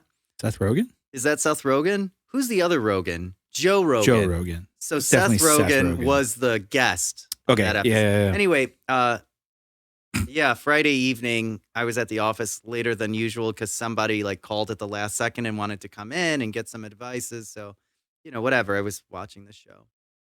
And I thought it was great. The look of it. I was very surprised because as I was bandying on about earlier, I love all the Marvel stuff. But even I thought to myself, this is ridiculous. Why are they making this show? Jesus Christ. I know he's a cool, popular character. Right. I love him as much as anyone else. But like, do we need this? Yeah, we're going to dedicate a whole entire season. Yeah, 6 episodes. But it's, you know, it's like 2 movies, basically. Yeah. But I tuned in because I love it. They got me. Yeah. So I saw it. Yeah, I'll always watch. At this point, I'm so invested in it because I've watched them all. I'm like, yeah, you got me. Yeah. Maybe after this next like phase or two, I might like punch out because I might be marveled out, but I don't think so. I'm just, it's either till I'm dead or they stop. I'm just going to keep going. Right. It, you know? Yeah. So anyway, I saw it aesthetically. The look of it was great. I did writing. enjoy that like 60s, 70s aesthetic of everything. Yeah. That was really, I didn't know they were going to do that. Like I tend to do a thing where if it's something that I know that I'm going to like in some capacity, I try to avoid trailers and all that stuff. Yeah, like, I just want to be surprised by it, which is funny. Like Jason's the opposite of it, where he's like, no, just tell me everything. I'm like, how is that even fun for you anymore? Like, doesn't that suck? He's like, I don't care. I was like, oh, whatever. I mean, it's how people enjoy things. Can ingest it. Yeah. But actually, I've heard a couple of podcasts about the show because I listen to a lot of podcasts. Not this one, but that's fine. A lot of other podcasts. You want to plug them? Go ahead. Sorry, that laugh's kind of loud. I should do my like abrasive, annoying laugh further away from the mic. That's not bad. I kind of want to scream again, like I did at the beginning of the podcast. You can if you want. It's just so fun. You want. Is it so cathartic? Fun. I don't know. It's just fun. You like? See, that's why Jason does it. Yeah. He's not here, so I feel like I got to make up for it. I got to make up for it. It's like we're not even near the same amount of decibels. That was very Wayne's World. Who was the character? Handsome Dan. Handsome Dan, yeah. No, it was Handsome Dan was the other guy, like, hey, Wayne's World. But what was the screamer? You're not listening to a word we're saying. Yes. It was the guy from Married with Children. Yeah, second, who played Darcy. Yeah. Fuck, what was his character name in Wayne's World? I can't believe I'm blanking. And the Screamer or something?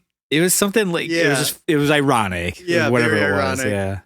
But second Wayne's World 2 reference. No, Wayne's World 2 reference. Yeah, in the Wayne Stock. Yeah, that's what. Wayne Stock. Anyway, so I listen to all those podcasts because I like, when they break down stuff. Yeah, there's a YouTube channel that I call like New Rock Stars that I watch. Okay, yeah, terrific. After every episode, and they do a great job breaking it down. There you go. Yeah, so it's fun because they touch on things that you saw and you want to hear what their perspective, or they touch on things that you didn't realize, and that's great too. And it's very enjoyable.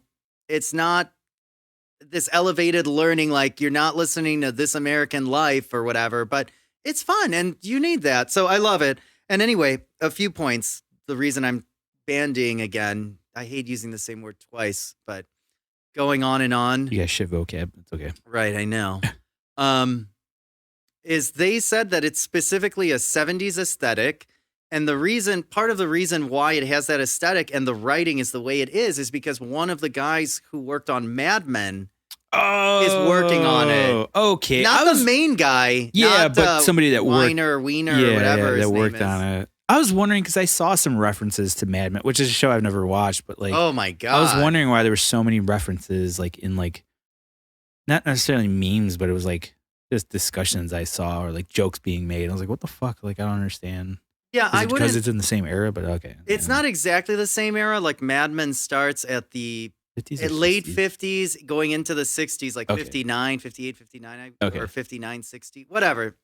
The point is, I wasn't aware of it, but when I was watching the show, there was something about the aesthetic that was familiar. Okay. And that's a fun thing that happens, where they are showing their colors, but they're not being overt about it.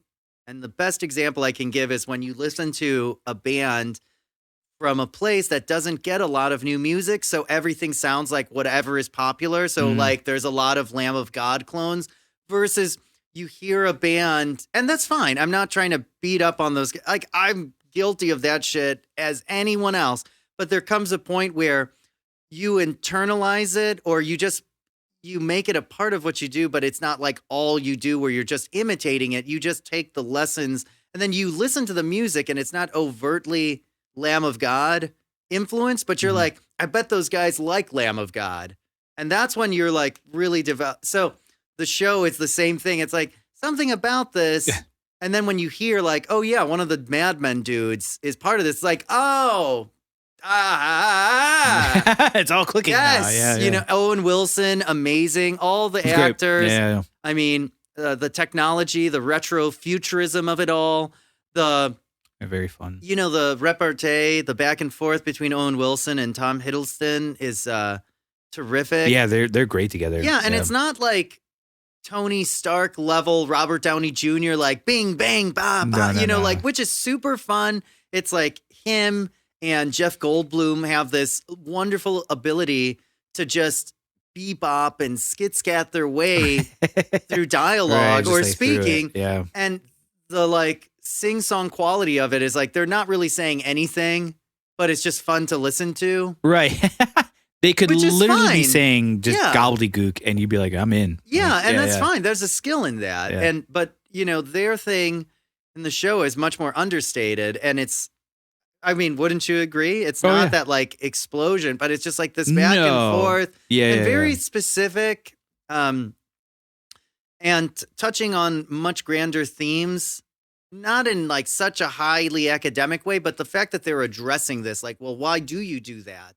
I thought that was very cool. Simple, very simple idea, but that's Socratic method in a sense, not exactly, but it's, as I recall, it's always just going back to the point. Whenever someone is trying to change the position, which is what a lot of talking heads do, where they just talk a lot and they just move the goalpost so much that you never really get an answer, and why it always seems like, Ben Shapiro destroys libtard. It's like it's just a technique in debating where you never shut up and you just keep changing positions and changing the hypothetical to serve your aim, Right. So but in this show, the Owen Wilson character kept, and that's what Loki was trying to do, the character. And then Mobius, that's Owen Wilson's character, just kept bringing it. But why do you do that? But that seems very limiting. Why would you do that?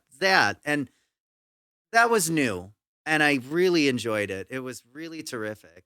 Yeah, it was a great scene. Yeah. Amazing. When he helps him break himself down, and be like, well, what's going on here? Why are you doing this? Yeah. So, I didn't have any expectations, and I was so sorry.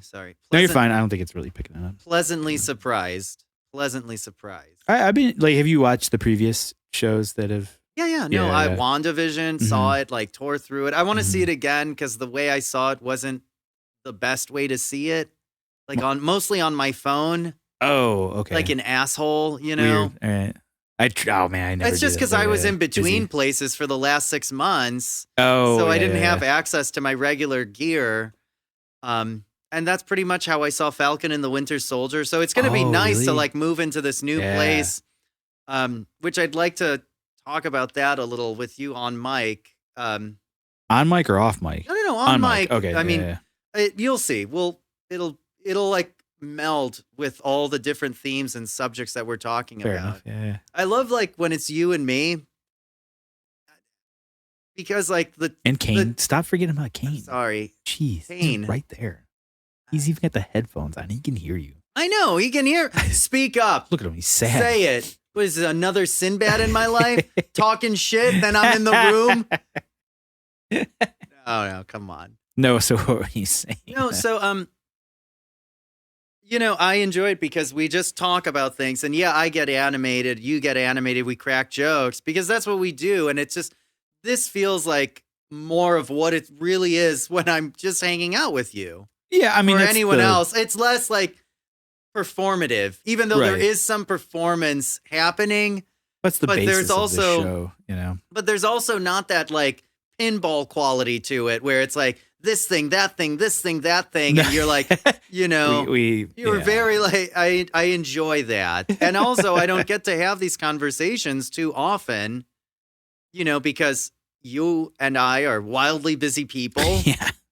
You know, I'm a prickly person, and so I don't get along with a lot of people. So then when I have someone I get along with who's like at my level and like sensitive and thoughtful, it's like, oh, thank God.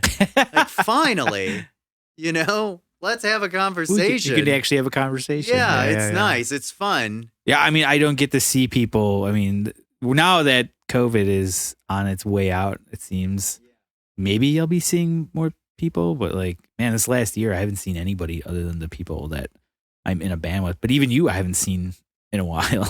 Yeah, no, I mean, we we've finished been so that. goddamn busy. Yeah, and plus, you know, we finished that Something Is Waiting record, and I was like, had one foot out the door, you know. Yeah, and I needed that like separation for a second, and like without. I don't know. Obviously, everything is fine. Right. It was just like I think it worked out. I'm a great. diva, like and a drama queen. So I think it worked out great because it allowed you to just have full focus on the Lavisher record. Do it. You know, there's no reason for us to be like, Gabe, what the fuck you doing? Like, you got to come back. No. Like, yeah, I think it worked out great. No, that's the thing. You know, that I love about being in Something Is Waiting, and I hate to like talk about this band on this forum because, like, I know we talked about already. It's like. Gets plenty of fucking airtime. No, not at all. Yeah. People need to know. But I like that atmosphere. Like, it's not a micromanager band. We're all adults. Eddie is he's hands-on in a certain way, but extremely hands-off in the ways that grate and make a band fall apart. Where it's like, take time off, whatever. He like very responsive to the kind of, that's why he's good at the myriad businesses that he's in. Right. Like, knows how to talk, what battles to fight, is not a micromanager. It's like very decide your own level of involvement kind of person. Well, I mean, we're older. That's why. I guess so, I think yeah. that's what that is. But I mean, it's taken me a long time to get to that point because for the longest time, I've really loved the consistency and the nonstop nature of like weekly rehearsal, twice a week, like don't stop. And then all of my studies in the last few months where I'm just working on things that have nothing to do with rock and roll or anything like that or heavy metal. It's like opening my eyes. I've been to a lot of great shows. Oh my God. Thursday night, I saw a band at a Live One, which is a bar on Halsted by Diversey called Bonzo Squad. And they were a funk band. Oh, cool. And that night, only two of the guys who are regularly part of that band were there, which was like the sax, bassist, and the drummer. Three of the guys are like the regular members. And they had like a stand-in guitar player and stand-in keyboard guy. And they had like maybe one rehearsal before this like hour and a half set. And then they took a break and then played like another hour and a half. And it was amazing. It was great. And they were all extremely talented. They were improvising. They were moving around on the instruments. Wow. Cool. Amazing. So I've just really quickly, let me just shout out a Live One. Go there. Great staff. Lovely bar. I ran into the Blood People band there. It's this like punky band thing. Yeah. It's cool. It's cool. I don't mean to sound dismissive. It's right. Just, no. It's not my thing, but I like. Did we play them on the 4th of July? Not them, but we've played with them. Yeah. At Cobra Lounge. Okay. When we played with Local H. Wait, yes. was this band? Yeah, we did. That was us. Local H, yeah. Okay, yeah. Oh, that was when like the Local H guys were in the backstage area and we were all hanging out. He's like closing the door and like it won't close. And I was I like yelled out. I was like, "No one's trying to get in." Dude, that's so good. That's so good. I mean, you're right. It's like, dude, we're upstairs. Calm the fuck down, don't man. worry. No one's going up there to try to get your autograph or suck like, your you can cock. leave the door open. It's fine. I'm not gonna fan out on you. I have my practice pad in front of me. I'm working my rudiments. Yeah, it's like I don't give a fuck what you're doing in there. Yeah, it's cool. Coke, women, knock yourself out. I don't give a fuck. Anyway, yeah, no, it was good to take that time off, and I'm just really enjoying this kind of back and forth. Yeah. Well, this is making up for the last episode I did where Jason was so high that I was like, I don't even know what's going on with this kid.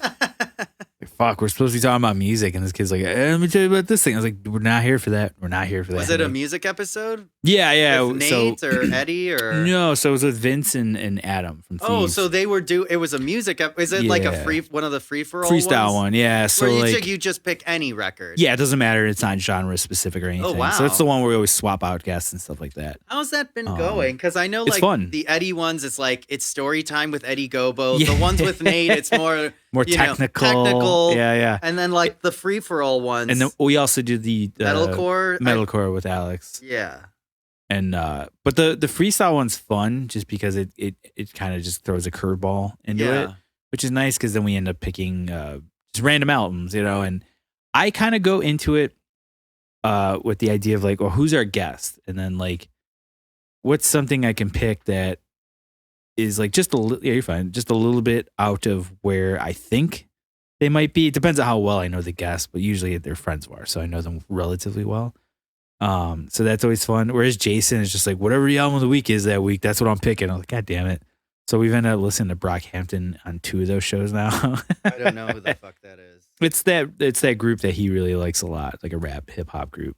And it's pretty good. It's fun stuff. I enjoyed this last album more than the previous one that he brought up.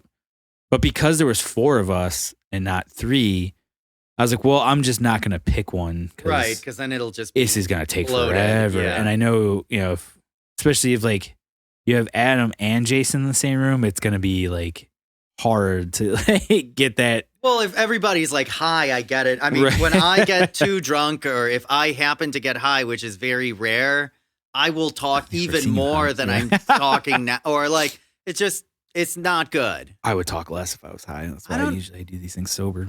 I think when I'm drunk, I become more talkative unless I've got the blues. And then it's like no good.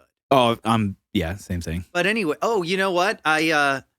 So I just got a text from Gavin. He wrapped everything on the Lavisher record. Holy shit. So all the vocals are done. It's only, we didn't do like a full album. We just recorded a handful of songs because it's still pretty good. Yeah, it's good. So I know Pete is going to, bounce them down. The thing, yeah. Not going to be the final mix, obviously, but so later I can play it for you, like the stuff with vocals. It's been really fun. And I do want to take this time, a little bit of minutes to push Lavisher. Oh yeah, hell yeah. Because I feel like I just want to. I want people to know about it because I really believe in the band. I wouldn't be part of it if it was just a time waster because I think it's challenging. And when I first met Gavin, he's still an incredible guitar player, and like what he was playing, time signatures, and what he was trying to accomplish was so foreign to me because I came from this punk rock, heavy metal world that I always thought to be powerful, you needed to be abrasive. And as I've gotten older and worked with him more and more, I see that you can be heavy without being abrasive. And you can also be emotional and thoughtful without being twee and affected. And so I know like, you're my favorite guest of yours. And I definitely play favorites. Oh, that's fine. Yeah, that's fair. I'm sure people. The matron of Dry and Hopped.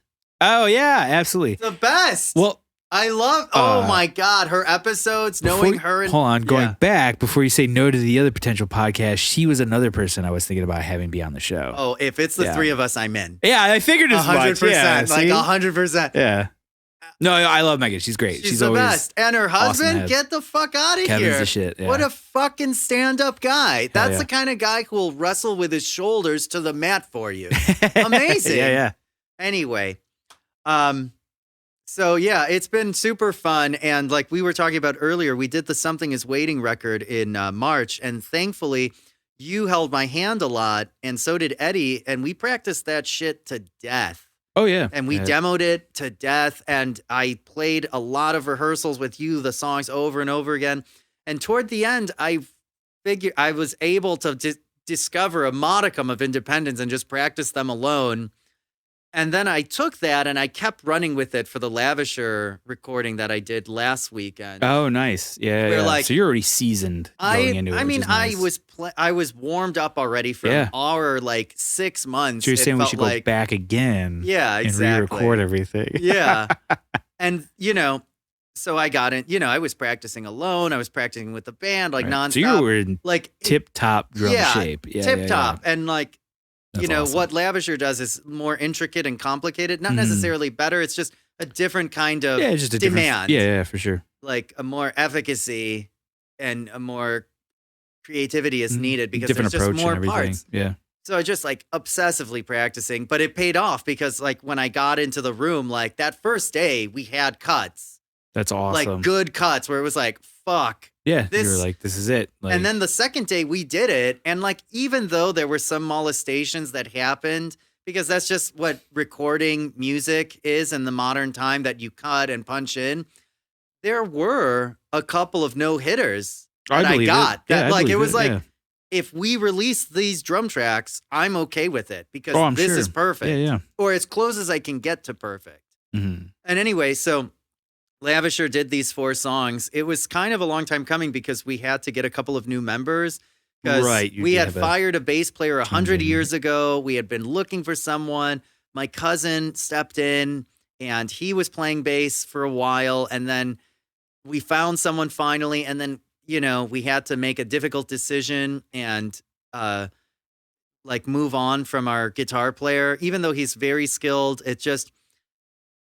what we wanted and what he could provide weren't the same anymore. So it wasn't fair for us and it wasn't fair to him because if you don't cut those things off right away, that's when you resent people and it gets nasty. And it's like, look, it's not there. And so we did that. We got a new guitar player. He's great. And I won't say what other band he plays in because this is, the Lavisher minute. Well, he should have been here. He should have been here. Yeah, so it's fun and I'm really excited. And it's I think some of the best work I've ever done behind the kit because like it's a lot of shit going on and Gavin knocked it out of the park. I can't wait to hear the vocals. All I'm saying is check out fucking Lavisher. You Judases.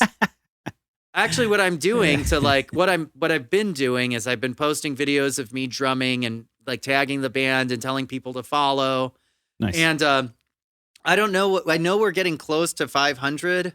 And I had said that if whoever the 500th person is, I'm going to give them like this drum head that I have that I bought. That's cool. Like kind of rare fiber skin Remo drum head that is like, it's got a really unique sound that it'll give and a certain level of durability and articulation. And I thought it would be like just something to like entice. Yeah, and it'd be fun like to have that moment, even if with a perfect stranger or if it happens to be some friend of mine, like someone who I know in the scene, but they don't happen to follow the band. Like, let's say it's, I don't know, like some drummer I'm friends with. Like, I know Adam follows Lavisher, but if it were Adam, let's say, and remind me to mention Coke Goat in a second. There are neighbors downstairs, but go on. Okay, so like, just to be like, let's get together, bring your snare drum, let's tune it up, man. And, I love that shit. Yeah, it's fun to like hang out with other drummers. I've done it with Jason a couple of times and a few other guys. And so last week I was at a neighborhood bar with my cousin and there was a jazz band playing. That's why we went. And when we were leaving, I ran into Jason, the drummer of Coke Goat. Oh, cool. It was awesome. It was so drummer. great. Yeah, such a great drummer. Oh my God. Really good. And we were chatting and he was saying what he was working on and how he was feeling about the instrument. And of course, I've been on this huge high about the instrument and like the virtue of practicing and it's the best and it's so wonderful and blah, blah, blah, blah, blah. And I was like, we should get together. Come to the space. Let's work on some shit. Let's. Yeah, hell yeah. And and next week, that's what we're going to do. We're going to get together. Cool. Yeah, I'm really excited. And I'm in touch with Adam about the same thing. Cool. Because I love doing it. Because, if I'm being Machiavellian, it's, I'm looking for their weaknesses. But the reality is like, I like talking about it. I tell them, I'm like, well, this is what I'm not good at. And this is what I'm working on. Like, what about you? Because maybe there's something in my weaknesses that they are good at that they can address, right? Or something that they're working on There's that some I can angle that they look at a certain way that you never would have, right? And it's like, oh, yeah, it's inspiring. Fuck, that's awesome, and it's just fun. Like, why don't I do that more? And it's not always like a winner when you do it, but you always get something out of it. You get, yeah. And it's not unlike my stance on dating or picking people up at the bar. Like, even if it doesn't end in like this grandiose relationship, if you pick something up, like that girl I was referencing last night, she mentioned a book called The Vegetarian. Mm-hmm. I want to get it. I'm never going to see that girl again. I never even asked her name. She didn't ask my name. We were just talking about literature. Oh, nice. But it's like that little thing. Yeah. It's like fun. And so like a bit of inspiration. Yeah. When I hang out with Jason or Adam or any other drummer, like there's always a little something, or it's just a fun time. Yeah. And like, that's enough. I'd rather be with people like that who have the same kind of. Well, yeah, the like-minded individuals and stuff that are in it as much as you are. Yeah. Yeah. And if they're not in it as much as I am, maybe like my enthusiasm will like kind of resonate with them. The fire. Yeah. And like stoke something in them. And then they will take that energy to their other projects, or they'll just like reinvest in the instrument. Because like any asshole who's been lost his whole life, when you're finally found and saved, like a fucking born again Christian, you're like proselytizing nonstop. So that's all I've been doing for like the last few weeks, like last 6 weeks. I just like constantly like, gotta practice, man. Gotta do the thing. Like that's all it is. Like, have you heard the word? Which step are you on right now? Oh my God. Yeah, it's fun. So yeah, again, I'm excited about it.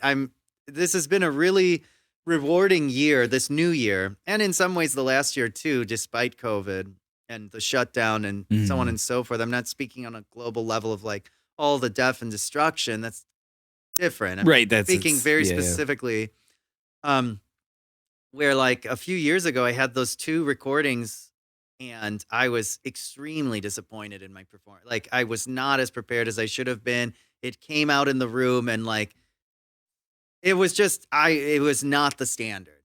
Right. And I kept thinking about it. And then we did what we did with Something Is Waiting. And then I took that and then put it on steroids and went like totally nuts, and like moved out into the woods and started writing a manifesto, not unlike my man. Only a pocket knife. T. Kaczynski, Ted K. What have you been up to? A lot of writing, but a lot of writing. Another SNL reference. Yeah. Another way you could drink too. And then it's like it showed up in the room. And so like I'm very proud of both performances. Oh, and as you should even be. though both records aren't fully done yet, I already feel like this pride, like, yes, we did it. We got it. Thank God. And I did my part, And so yeah, I'm really looking forward to releasing those songs individually or however they're going to be released. I know I'm not letting any cats out of any bags because all this shit has been talked about to death in one forum or another. But yeah, it's I'm really excited about it. And I'll say, like, if you're not following, follow, go to Facebook if you have one because you're a child and like the band. I take offense to that, but go on. Yeah, no, it's cool. Whatever. The only thing that sucks about not having a Facebook is now I can't get into my Airbnb profile anymore. And what? Yeah, because I had signed into it using my Facebook profile. I see. I never do that shit. Yeah, what's so disappointing is I had these excellent reviews. The best review I ever got on Airbnb was this woman was like, Gabe was a model guest. I hardly knew he was there. When he left, it looked like the bed hadn't even been used. And it's because I slept on the bed like a psychopath. Without disturbing it. That's like something I would do. Yeah. Dude, and that place was wonderful. It was like upstate New York for my friend's wedding. Oh, cool. And it was like, so his family lives in this small rural community that's like for snowbirds. Do you remember what it was called? My buddy Nick is listening. He might know. Basically, when I got off the plane in, I think it's Albany. Okay. Yeah. Like, we had to drive 40 minutes to get there. Okay. So you're still not as far as he was, because I think he was like an hour and a half from Albany. Yeah, maybe not that far, but it's like there's horse racing in the town. And I probably have been through that area. Yeah. And then I was staying in this luxury cabin that was like 20 minutes away from that. Oh, so it was. Well, it's upstate New York. Everything is. Yeah, and so 20 minutes away. Well, the thing that was cool is at night you could hear the wolves bang. Cool. Yeah, it was super cool, except when I had to leave for the airport at 4:00 in the morning, and I had to walk outside, and it's like, well, here we go, you know. Or put away that loose lunch meat hanging out of your pocket. Yeah. Oh, Jesus, I can't remember why I brought up upstate New York. But your Airbnb. Oh yeah, I can't get into my Airbnb profile, review. And because I don't have a Facebook, and I took a shot at everyone who has a Facebook. Hey, we did it. We did. We got back. We came back. We came all the way back. A rarity for Nothings for No One. Yeah. I'm trying to think of any other topics because after the last time I was on, I was so frustrated that I just showed my belly so many times that I was thinking, like, what are the topics that I want to address, or like these are the acceptable things I want to talk about. You know, I no longer want to entertain, childish pursuits, or dumb bullshit. Fair enough. You're an adult. I get it. I'm mostly thinking about Ed, like tall Ed, who's referred to as little Ed in the family. What about him? I like every once in a while, like when I'm on this, like when it finally comes out, he'll send me a text message. He's like quoting something, like loving it. And that's awesome. Hell yeah. So I'm just kind of thinking about him or like a couple of other random friends of ours, people in the family. I'm sure you'll be getting southern another region message from Nate. I want to whatever. I'm trying to run through the Rolodex in my mind to see if there's like some other subject I want to hit on. Like I got my anger out. I guess I didn't talk about birding in any great extent. Should we leave some meat on the bone for the next one? Maybe. I don't know. Was there anything you want? I mean, what do you guys say? Wow. Well, now that everything's opening back up, birding should be a little more enjoyable, I would think, right? Well, I haven't gone out too much. Well, it just opened up. But it's nice seeing people out again and like no more masks and all of that. I mean, birding is still a complicated game. Anyone who's got, one in the hand is certainly worth two, if not three or four in the bush. Yeah, no, it's complicated. People misuse terms. They like talk about themselves being poly, and it's like, you're not poly, you're just single. You just don't want to be exclusive. You mean ethically non-monogamous or whatever? It's which is fine. You can do that, which is different. Like not being monogamous is not the same as being polyamorous, is not the same as being single or being in an exclusive relationship. But I'm like seeing like it's very fashionable to use those terms now. Oh, and the people who are using them incorrectly.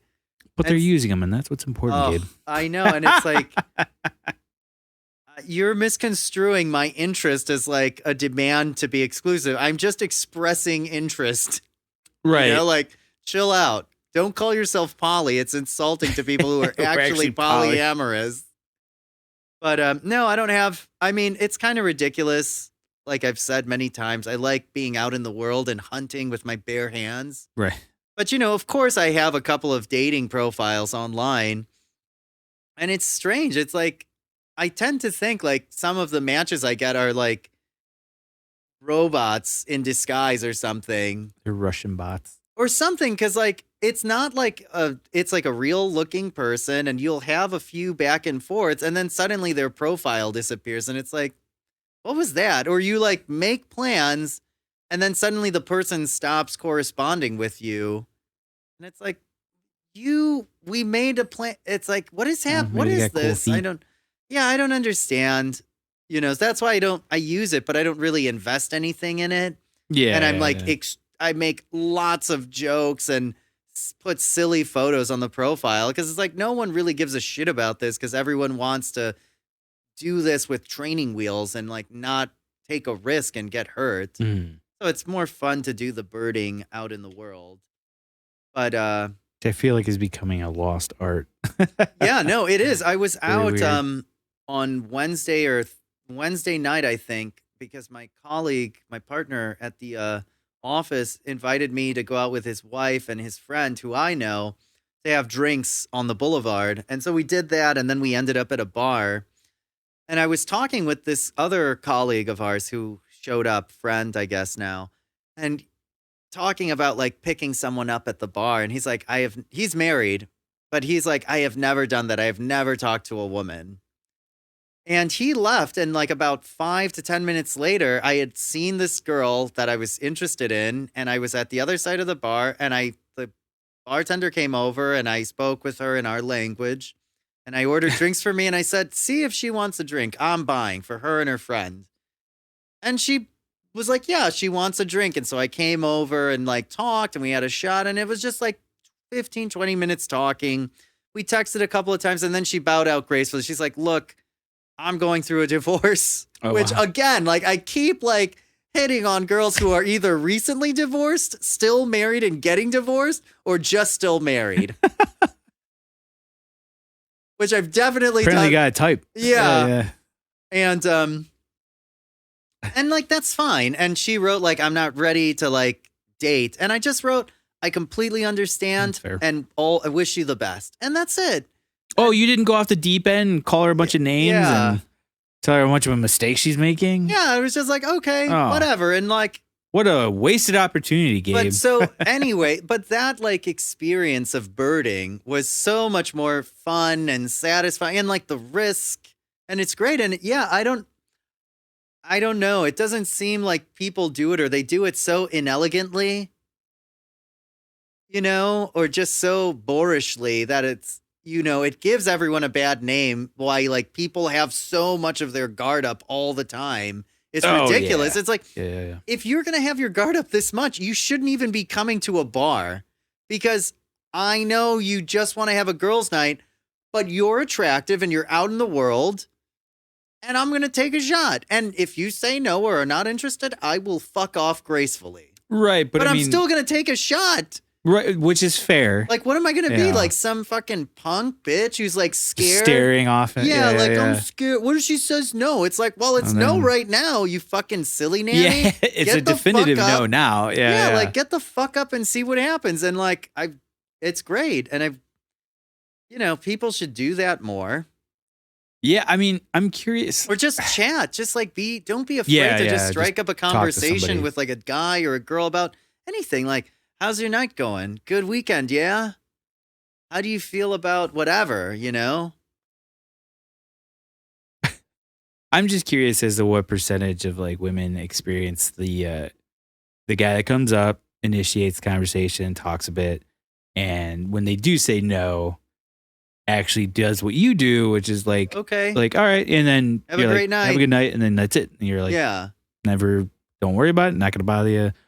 I'm going to just go back to the world, Yeah, just go back to the other thing I'm doing. Should be the normal thing. I know. I'm always like shocked when I hear these horror stories. I mean, they're horrifying. They're crazy. It's insane. Yeah, which it amazes me that women even go out sometimes. Like hearing some of those stories, I'm like, oh my God. Like, I mean, I've definitely done some awful shit. Nothing criminal. I can't imagine like stuff from my youth where I was like, wow, you were a real son of a bitch when you were in your 20s. Terrible.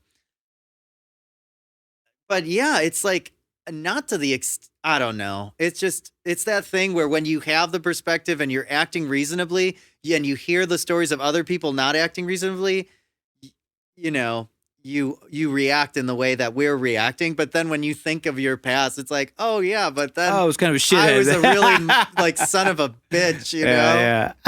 I have to in my quiet moments or here very publicly, like remind myself and like call myself out. Like, I was a real piece of garbage person in my 20s. Yeah, but you turned it around. Yeah, though. Finally. There's plenty of guys your age that are like, well, I'm going to keep doing that. Like, I'll just keep doing that shitty thing. What, like, ugh. And that just, on the plus side, it seems like it kind of lowers the bar to the point where when you do act like you do, it does seem like this grand gesture almost. If you're going on like multiple dates or like more than one date and you're like opening doors or like on a third date, bringing flowers, it like that hits like a ton of bricks. And I've seen it happen. And none of those relationships went anywhere. Like they were brief, they were enjoyable.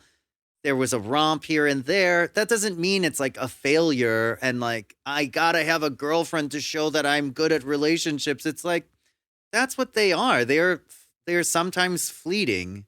Yeah. And it's life. A very, So,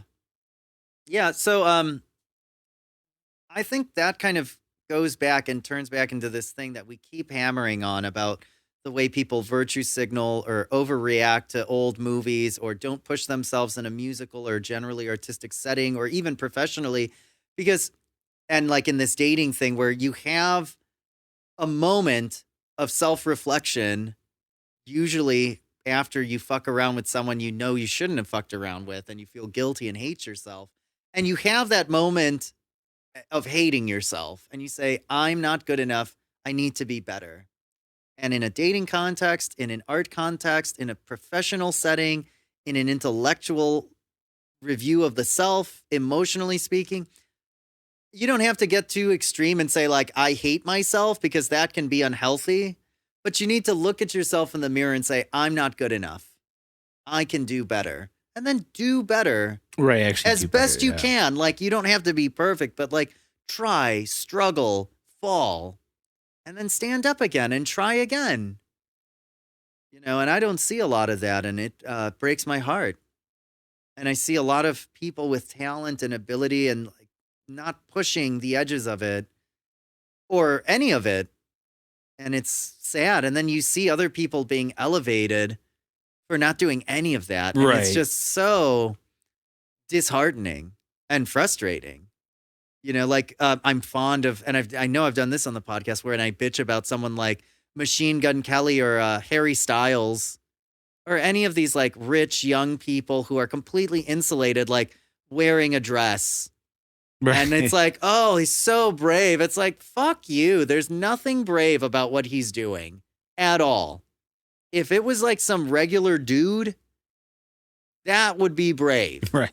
If in this fucking neighborhood you doing that, I'd be like, okay, yeah, that's brave. Yeah, that guy's taking a chance. And then you hear you see these they get elevated for that, and like all these pandering crybaby articles about it. It's ridiculous. And then someone who's really doing the thing, like my old coworker, whose name I know their name before they transition, and I don't want to use it because it would be insulting to them. And they went through a lot of different names when they were discovering their identity.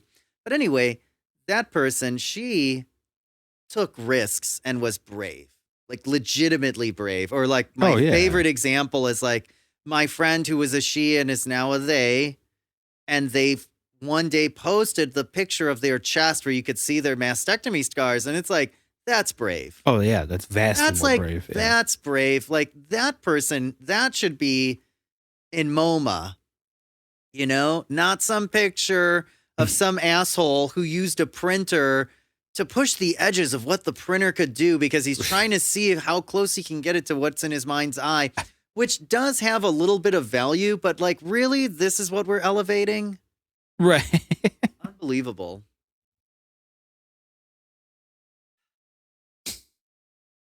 Kane, thoughts? All right. I feel like I've had all this inside of me for weeks and months, and I'm just nice to get it out, right? I'm just like dumping out my purse. Like no therapy. Just wait for Bill to ask you back on the podcast. Yeah. What it's for. Yeah, I guess so. Going back to it, your like movie idea is fun. It would be fun. I think it'd be fun. The idea of talking about movies is just fun. But I mean, there's a lot of great flicks out there, and like Apocalypse Now, Platoon, Predator 1 and 2.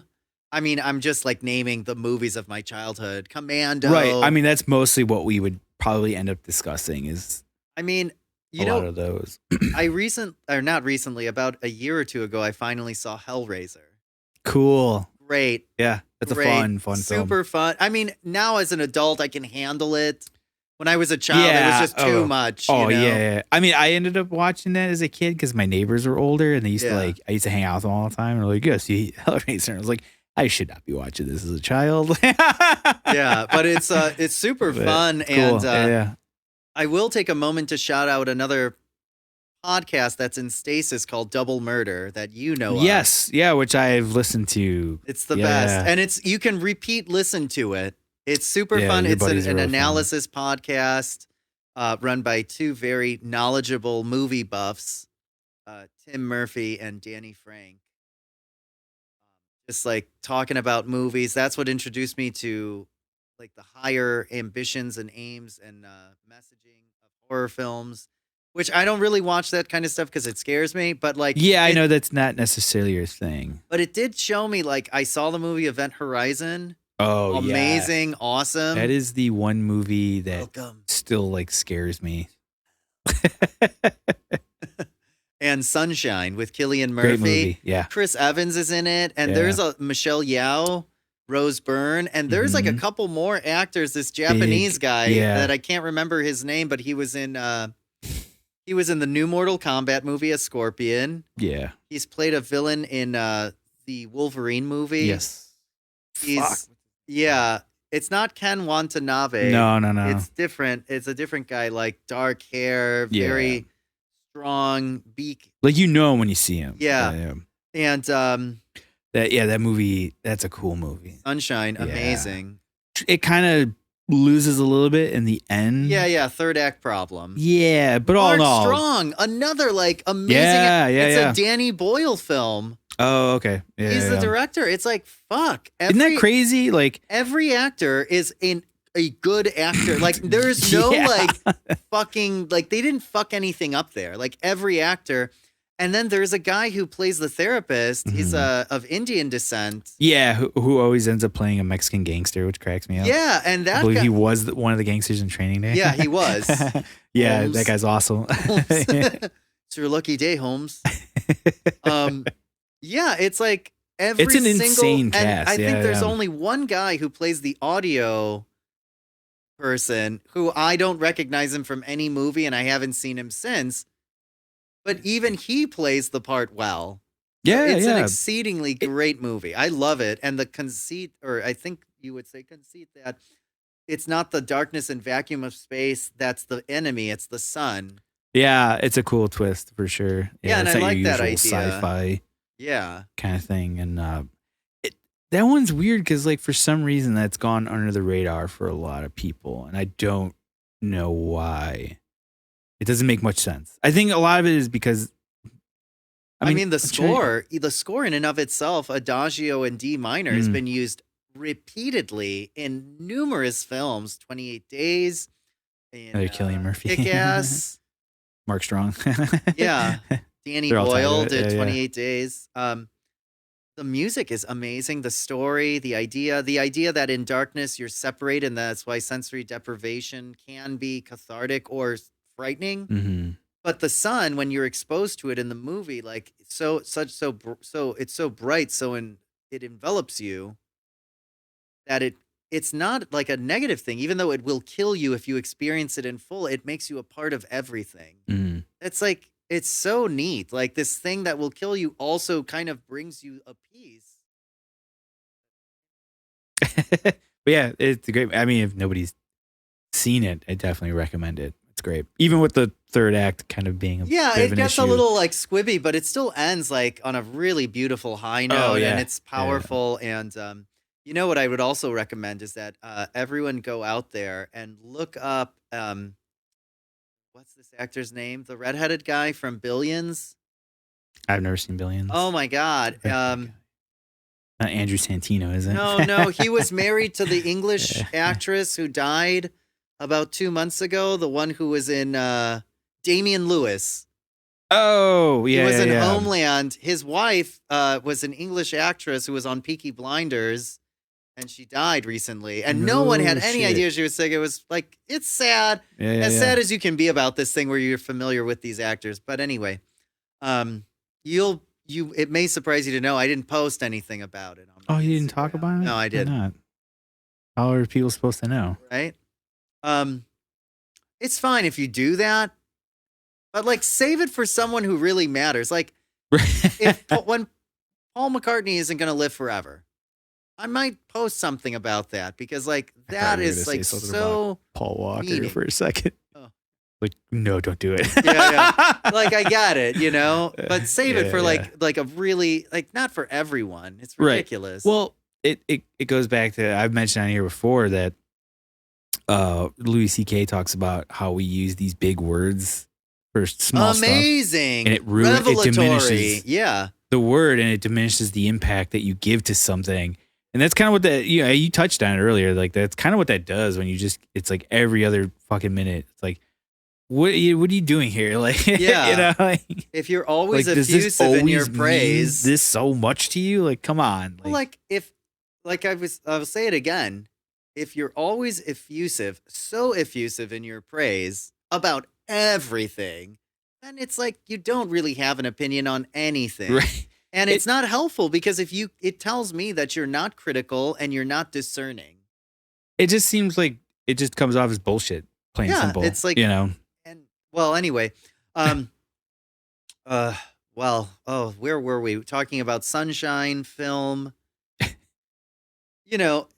Reserving your praise or your condolences.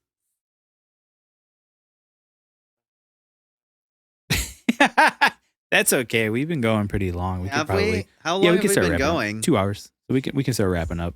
Yeah. I feel like there was one more thing I wanted to address. There's one more thing I wanted to address. It was actually before you were doing the show that I wanted to talk with Jason, but I didn't get to do it because he's not here. Oh. But I feel like you can chime in on this, which I think is funny. Sure. I don't know if he would want to have talked about it, but too bad he's not here. So recently, he met somebody and they were talking, and one of the things they brought up, they were talking about like his style of dress, right? We were on a break, Friends reference. But so he's talking about his style, and the guy said like, he's like, I like your style. It's like it looks like you don't care. Like I like that. I like your style, which he took as a bit of a slight. I mean, and the guy didn't mean that. Yeah. And I kind of cracked up, and I was like, well, I'm pretty sure you said that, Jason. Like I don't care. Yeah. I'm pretty sure you said that. And then I was thinking about it. I was like, you also wear Crocs like consecutive days, and that's clearly a man that doesn't give a shit. Like, there's no way. That's like a choice. Yeah. Like, or you were like signaling. So what did you want to ask? I just wanted to like touch more on that. Like, do I think Jason dresses sloppily? Like, I don't know. I've never what makes his it style seem is like not somebody for me. Right, yeah, but that's I mean, not what my like, style? Like, it's his style. If that's what would you call his style? If not, I don't care.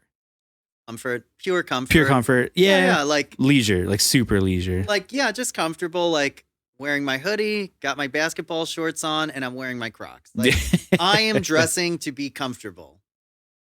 That's a kind way. Like that's a way more kinder way. Yeah, like if I didn't know or I like actually had like legitimate animosity, I know I'm like making jokes and like attacking him. Like it's all like, it's all out of love. Yeah. And anyway, it's like the joke I always make when we're in the rehearsal room with any of my bands is like the best person to beat up on is the guy who's not here. So 100%. Yeah. That's every band ever. Yeah. Yeah, I would say like that's like. Yeah, it's just he wants to be comfortable, so he just dresses for comfort. I'm dressing like when I dress like right now, I want to be comfortable, but I'm also like sending a message like what's that message there? Well, that I'm a beefcake. Oh, okay. Yeah. I figure that just is like always inherently there. Well, though. I mean, when you're this handsome, it's tough because like you were saying about comments and criticisms and like compliments. I'm so used to people constantly praising me because they want something from me, which is typically sex. Right. And So it makes it difficult to establish like sincere relationships or actually believe anyone when they praise me because they're just a constant thing, like at the market, at the bar, when I'm playing a show, when I'm just going for a walk, you know, having this, unbridled and extraordinary handsomeness and general sexual allure. Keep going. Don't lose it. Keep going. You got it. It makes it difficult to, know what's real or not. So I feel like I live in this, like weird mirror dimension. Big bubble. I don't know how many of your listeners will be able to empathize with that. Not a lot of them. Right? Maybe one or two. Yeah. Which is unfortunate for that rest of them.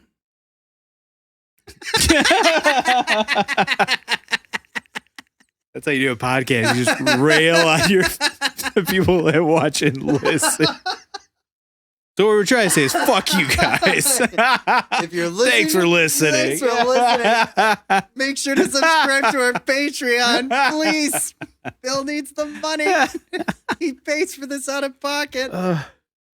Anyway, it is unfortunately true. Yeah, I do. Yeah, I mean, when it comes to how he dresses, it just the signal it sends to me is comfort. Like he just wants to be comfortable. So like that's his thing. I think that guy. He's also like, it's funny. He's one of those dudes that's like very against like dressing up. Like it upsets him to dress up. Yeah, like if he has to go to a wedding, he fucking hates to have to like wear like a button up or anything. Which I don't know. I enjoy that. I enjoy getting dressed up. I don't do it that often. I don't get to do it that often. I usually reserve it for like special occasions, but it's just funny, like people like that that really hate it, Yeah, I sometimes don't like getting dressed up, but that has to do more with me and how I see myself, or like if I'm not in the shape I want to be in, because then it makes it a reality. Like you're kind of like heavy. You need to like work out more and stop eating so much bullshit. So like speaking for myself, in the moments when I don't like dressing up, it's because my suit not fitting is quite not as well. fitting the right way, and That's that is frustrating and like an indictment of my own like failures. But I don't know. Like I think for him, it's just like it's funny that you mentioned that he dresses to be comfortable. I think he's just very uncomfortable in those clothes. Well, and then I think that guy was just expressing an inelegant idea, like which it is like a bit of a slight. Like you dress like you don't care. Right. I think he just chose his words. Very poorly. I don't think he was. Yeah. I mean, even Jason said, like, he's like, he didn't mean anything. Yeah, but obviously it bothered Jason because it touched something in him that he needs to face and do something about. Like that idea of like, you don't care is like one step away from you look sloppy. Right. And it only touched him because he's sensitive about, I mean, I'm just like armchair experting it. Yeah. That's another bingo square when we reference another podcast, which I've done already like 2 or 3 times. This is the podcast for podcasts. Yeah. Rewatchables without saying the name. I referenced the Ringerverse without saying its name. Overtly mentioned double murder. Yes. And now quietly, slyly referenced Armchair Expert, which is the Dax Shepard podcast. Oh, okay. And if you want to stretch, when I mentioned Joe Rogan, because he is synonymous with podcast and so many like his world. Like whatever. I don't want to keep criticizing people for their choices. No, do it. Okay. Bunch of fucking jackasses who listen to it and like think it's the word of God. I sometimes listen, or I used to when it was on like more available. Yeah. But I refuse to get Spotify. That's fair. Because they fuck over musicians, so I don't want to be a part of it. And Amazon fucks over people, so I don't use it and don't buy stuff online. Prime Day is right around the corner. Don't know what that is. Don't care. It's fine. That's fine. Yeah, I don't think I've ever listened to a Joe Rogan episode. I've seen clips. No. Sometimes he gets like really awesome guests. Oh, yeah. And it's like, I'm not talking about something obvious like, oh, Neil deGrasse Tyson and all these stupid. Well, he's at that level where it's like, I think he can just get anybody. Like, it's like, which is awesome. Good for him. Yeah. No, it's terrific. But it also tends to lend itself to be somewhat troublesome because he kind of opens the door Yeah, people like that might not Alex necessarily- Jones, like Yeah. some asshole, and then it legitimizes He's had that one it. other guy on there too, right? That I think so, yeah. Shapiro, right? But anyway, going back to the guy, like, chose his words wrong. He clearly didn't mean to hurt his feelings, but when your feelings get hurt, like in my life, when my feelings get hurt by a certain kind of comment or criticism, I know it's because they're touching on the truth. Right. Yeah. There's, You know? Yeah. When you strike a nerve like that. Yeah. So anyway, why did you bring that up, or like to what end? Well, I wanted to bring it up to him just to see his reaction as to like, does he genuinely feel like he dresses like I don't care? Like I always felt like, I'm pretty sure he said that on multiple occasions. He's like, he's like, I don't care. I'll wear whatever. Well, it's one thing when you call yourself an asshole. It's different when somebody else calls does. it. Oh yeah. Oh, that's that thing of like when you're out and when you're with your friends and your friend says something shitty about you, but it's your friend, you're like, that's fine. But when some fucker that you don't know says it, you're like, whoa, who the fuck are you? Yeah. Totally different. Right. Yeah. For sure. Which, it's. Yeah. Well, I just want to thank you for inviting me. Thank you for doing it so last minute. I appreciate it. Yeah, so episode out. I always enjoy it. Well, I don't always enjoy it, but I did enjoy this one. Okay. What? I mean, hey, you're being honest. I appreciate no. it. And there's a difference between like generally being honest and people who don't have self-control, and they're like, I'm just being honest as an excuse to be an asshole or a bitch. Well, yeah, it's the you know, with all due respect, and it's like, well, you don't necessarily mean that, but this ain't worth a felt painting of a dolphin doing a whale. With all due respect. What is that from? It's like a terrible. It's not a quote because I totally fucked it up. But in the movie with Will Ferrell where he plays Ricky Bobby. Oh, Talladega Nights. Yeah, like he keeps saying that to the owner, like with all due respect, and then he'll say something. It's like fucked you up. don't get that. Doesn't like sanitize. You can't just say anything after you say that. Yeah. So again, thank you. I really enjoyed this. This was fun. I enjoyed dumping out my purse, getting animated and angry, and just like chatting generally, catching up a bit. There's some stuff off mic I want to talk about. I meant to talk about the new place I'm getting. Oh, yeah. And like what I'm going for, but I'll save that for just you and me time. Fair enough. Yeah. We can do that while I'm breaking down. Yeah. And no, it's great. Check out Bonzo Squad. Check out A Live One. It's a great spot. They're a great band. Check out Lavisher. A lot of time and effort has gone into this recording, and it's gone into the other recordings and music video and all of that. So check it out. I would appreciate it. You don't have like a date yet for that release, right? No, it's still early. not yet. And I also don't know when we're going to release it. Hey! Ow! Got one last one in there. That was good. I might throw one more in there. Fair enough.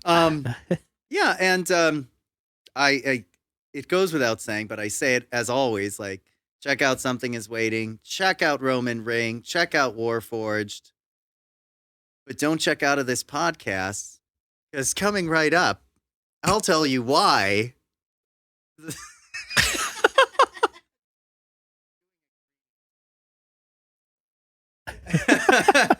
That's like the ESPN thing, like, check it all out, but don't check out, because coming up next, I'll give you 5 reasons why Allen Iverson is not overrated. Next up, our sponsors. And then they like start reading an ad. It's, well, You do some copy. yeah, do some copy. So I guess that's it. Read more fucking books, listen to more music, listen to jazz, check out Stan Getz, the album called Voices. Holy fucking shit. Wayne Shorter kicks ass. I mean, listen to new music, work harder, don't be afraid to like push yourself and fail. You know, just reach out. That's it. Goodbye. I'm done. That's perfect. I'm done. Wave goodbye to the camera. We'll fade out on you. I'm going to come in on 3, 2. Do not forget to subscribe, follow, like, the Nothings for No One podcast on all platforms. Rate and review. 5 stars. Gets the word out.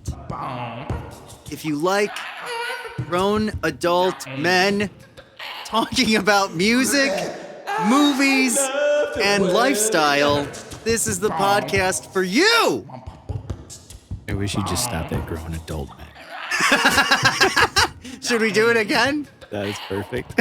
Let's keep this. Wow! Ow! Woo! Just put in a drop in it. Smoke some.